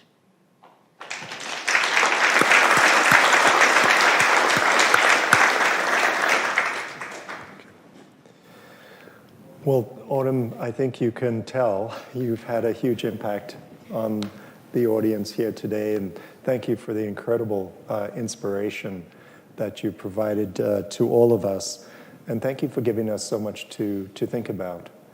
As I said at the beginning, we're deeply honored to have you and your family join us here today, and we so look forward to the ceremony tomorrow as well.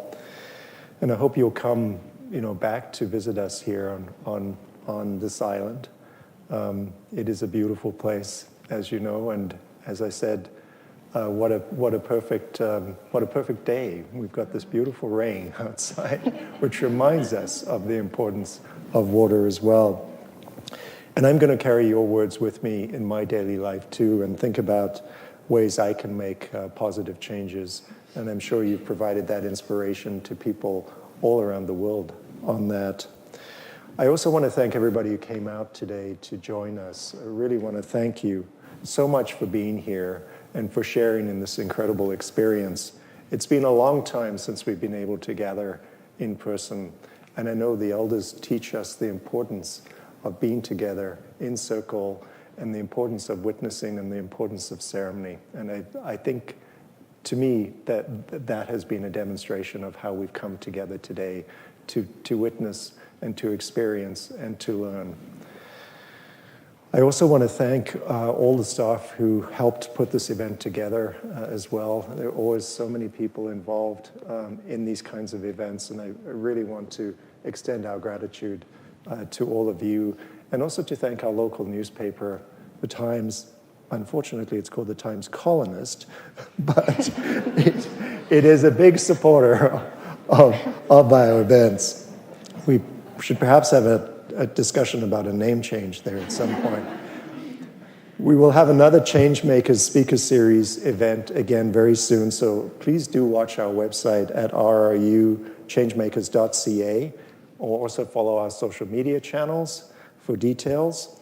So thank you again, everyone, so much for joining us for this very, very special presentation honoring one of Canada's prominent change makers. I'm sure we're going to hear a lot more about Autumn Peltier's work and accomplishments going forward. And I wish you all a great evening, and thank you so much for coming out.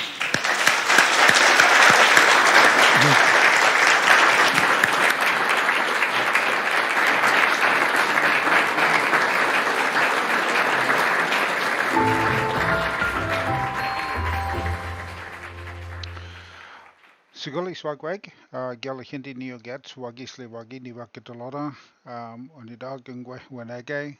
Again, I want to say a big yanko bluesy for the raid. I appreciate you bringing your community over here. Thank you again. And Raiders, for those of you who don't know me, what I said is my name is Galahindi. Or Siguli Swagwag. Hello everyone, my name is Galahindi. I'm a member of the people of the Standing Stone First Nations of the Thames here on Turtle Island. I'm on the traditional lands of the Haudenosaunee, Delaware, Huron, and Anishinaabe nations.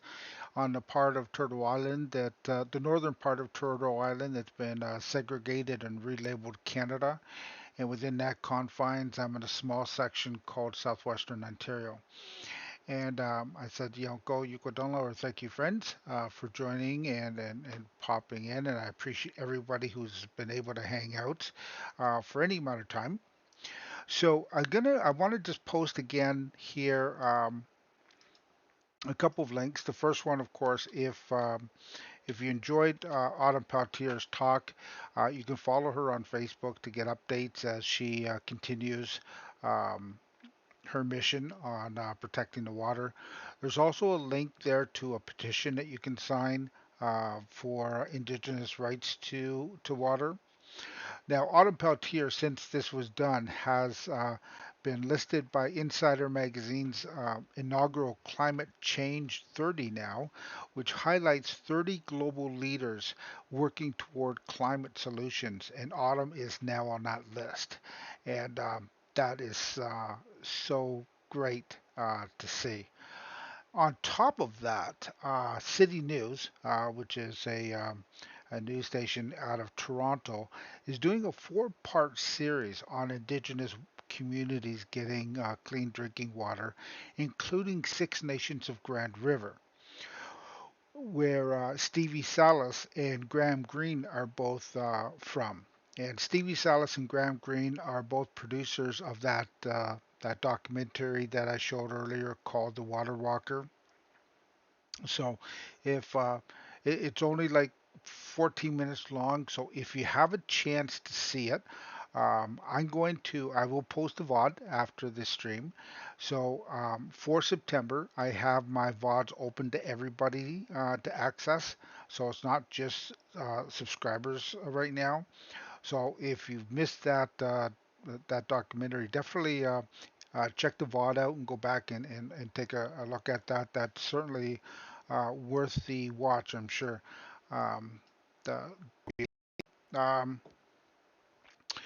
Just to show you, there is a little here, I guess, an article on the challenges to accessing clean drinking water in Canada. So I wanted to quickly show this. So I'm going to get my face off the screen here again so you can see what I'm looking at here. At Real Canadian Superstore, real life calls for real savings, like club size buys for club size messes. Check out all the ways you can save for real at superstore.ca or visit us in store. We turn on the tap, fill up a glass, and drink. Take a shower, bathe our children in a tub of clean water. This basic human right is something many Canadians don't think twice about. But for some here on Six Nations of the Grand River, it's out of reach.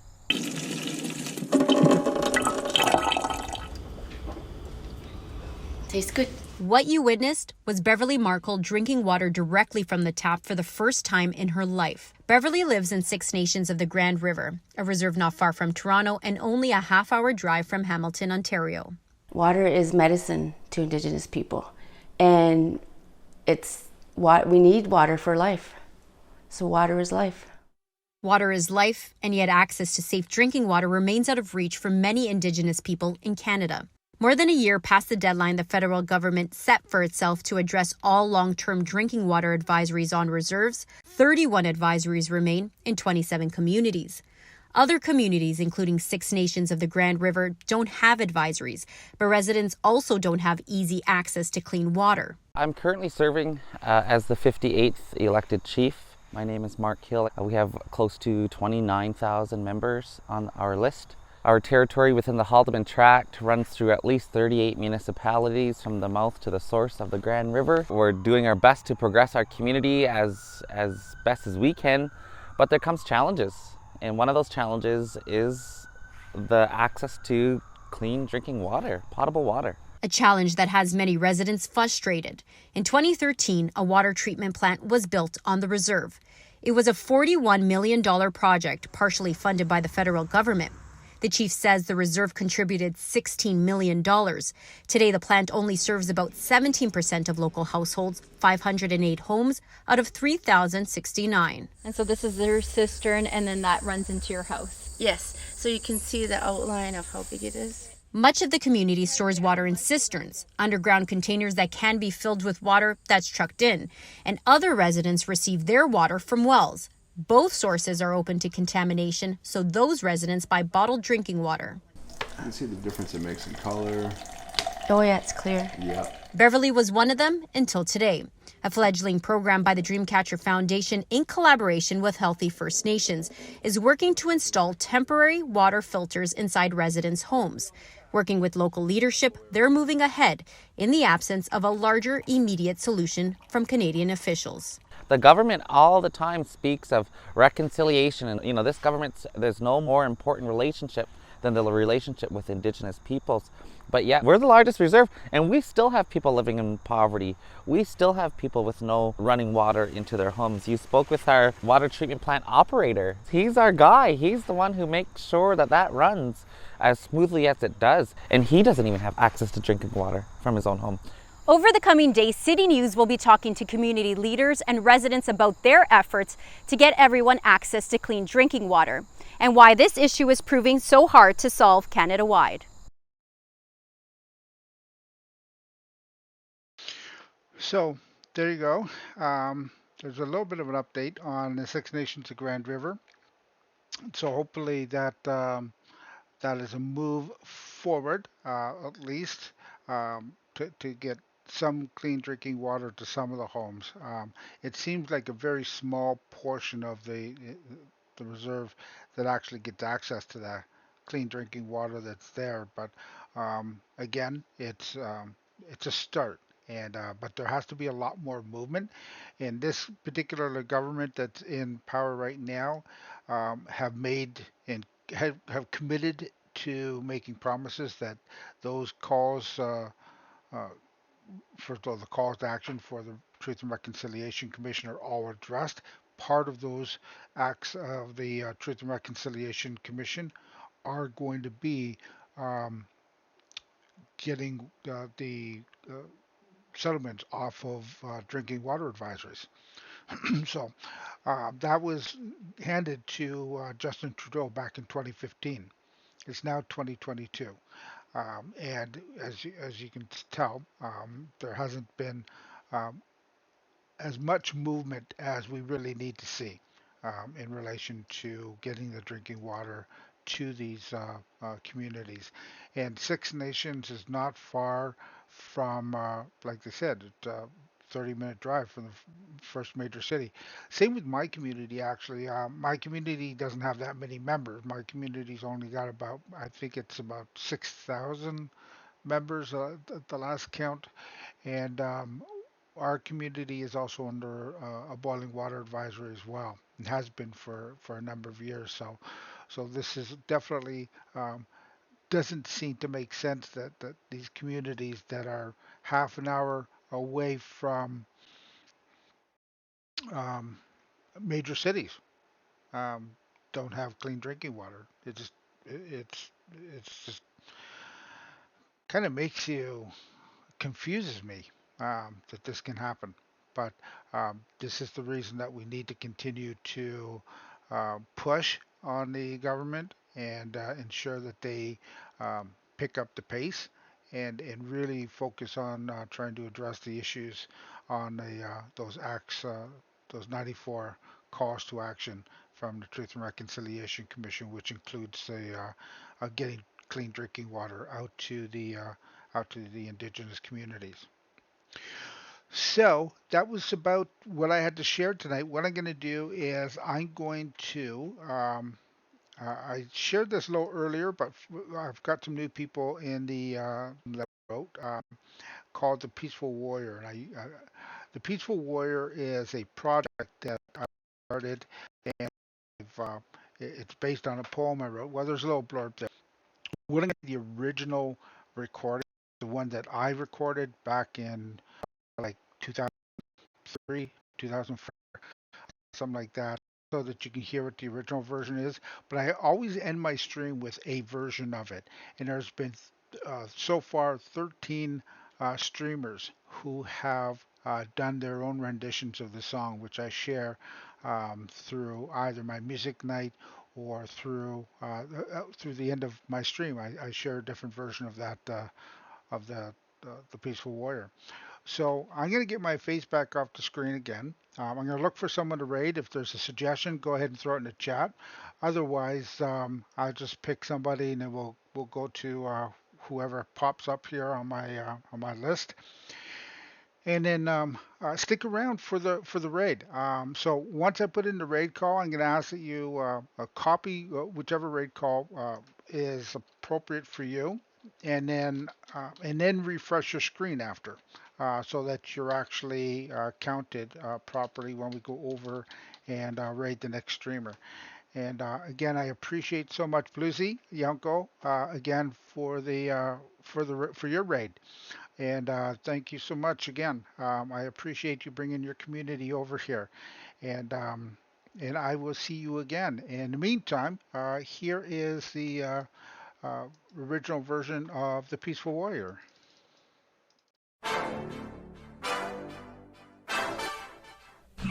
Red War! That's war for peace! Red War! Red War for peace! Red War! That's war for peace! For peace! My name is Kelly Hindi, number war for peace. All senseless attacks I see must cease. So what am I doing here and what am I trying to say? So this world's got to change its way. Now I'm going to battle for the red, white, yellow, and black. And I'm going to fight for the ones who can't fight back. I'm talking about all the creatures, from the water to the sky. And I'm talking about all the issues, from the truth to the lies. No, I'ma make my stand with a paper and a pen. You wanna argue that? Go back to bed again. Cause you're never gonna win against what I stand for. So sit down, shut up, and listen as I give you my grand tour. Red War! That's war for peace! Red War! Red War for peace! Red War! That's war for peace! For peace! For peace! No, I say I'm gonna target the corruption in the government. And I'm going to target the poison in our environment. I'm going to target the injustices to the people. No, hit every target or I won't keep still. Because I will battle the battle of the battles. I'll shake up the cage until it rattles. You're never going to get rid of me. Not until the problems of the world are cut at the knee. Know what I'm saying? Let me kick this out one more time. So crystal clear is the message in my rhyme. I said my name is Kelly Hindi and I'm at war for peace. All senseless attacks I see must cease. Because someone's got to make the people aware, and someone's got to make everybody care. So pass that message on if you dare, and whether it's mine or yours, we all got to share. Because there's more power in one man's voice than all the weapons of military choice. So put your voice with my voice, and we'll shout out loud. We belong to the human race, and we are proud. Red War! That's war for peace! Red War! Red War for peace! Red War! That's war for peace! For peace! For peace! Now it doesn't take a master of science to see we need to create a worldwide alliance in order to approach the corporations that's asking people for their insubordinations when they bring up what's happening to our waters or the diseases spreading through our slaughters. And what about the government officials who stand up behind them with their backdoor handshakes and verbal deals to bind them?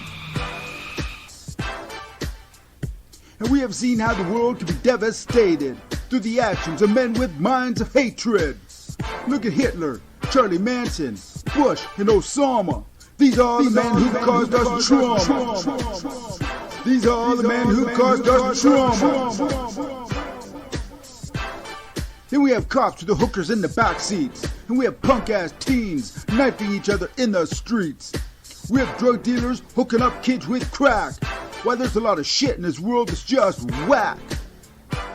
We have men who stand up for the rights and get shot down. Well, you better batten down the hatches, because we heading into the next round. Because there's no getting through a war without losses. Lenin, King, Kennedy, and Gandhi, they're all on symbolic crosses. I said my name is Kelly Hindi, I'm a war for peace.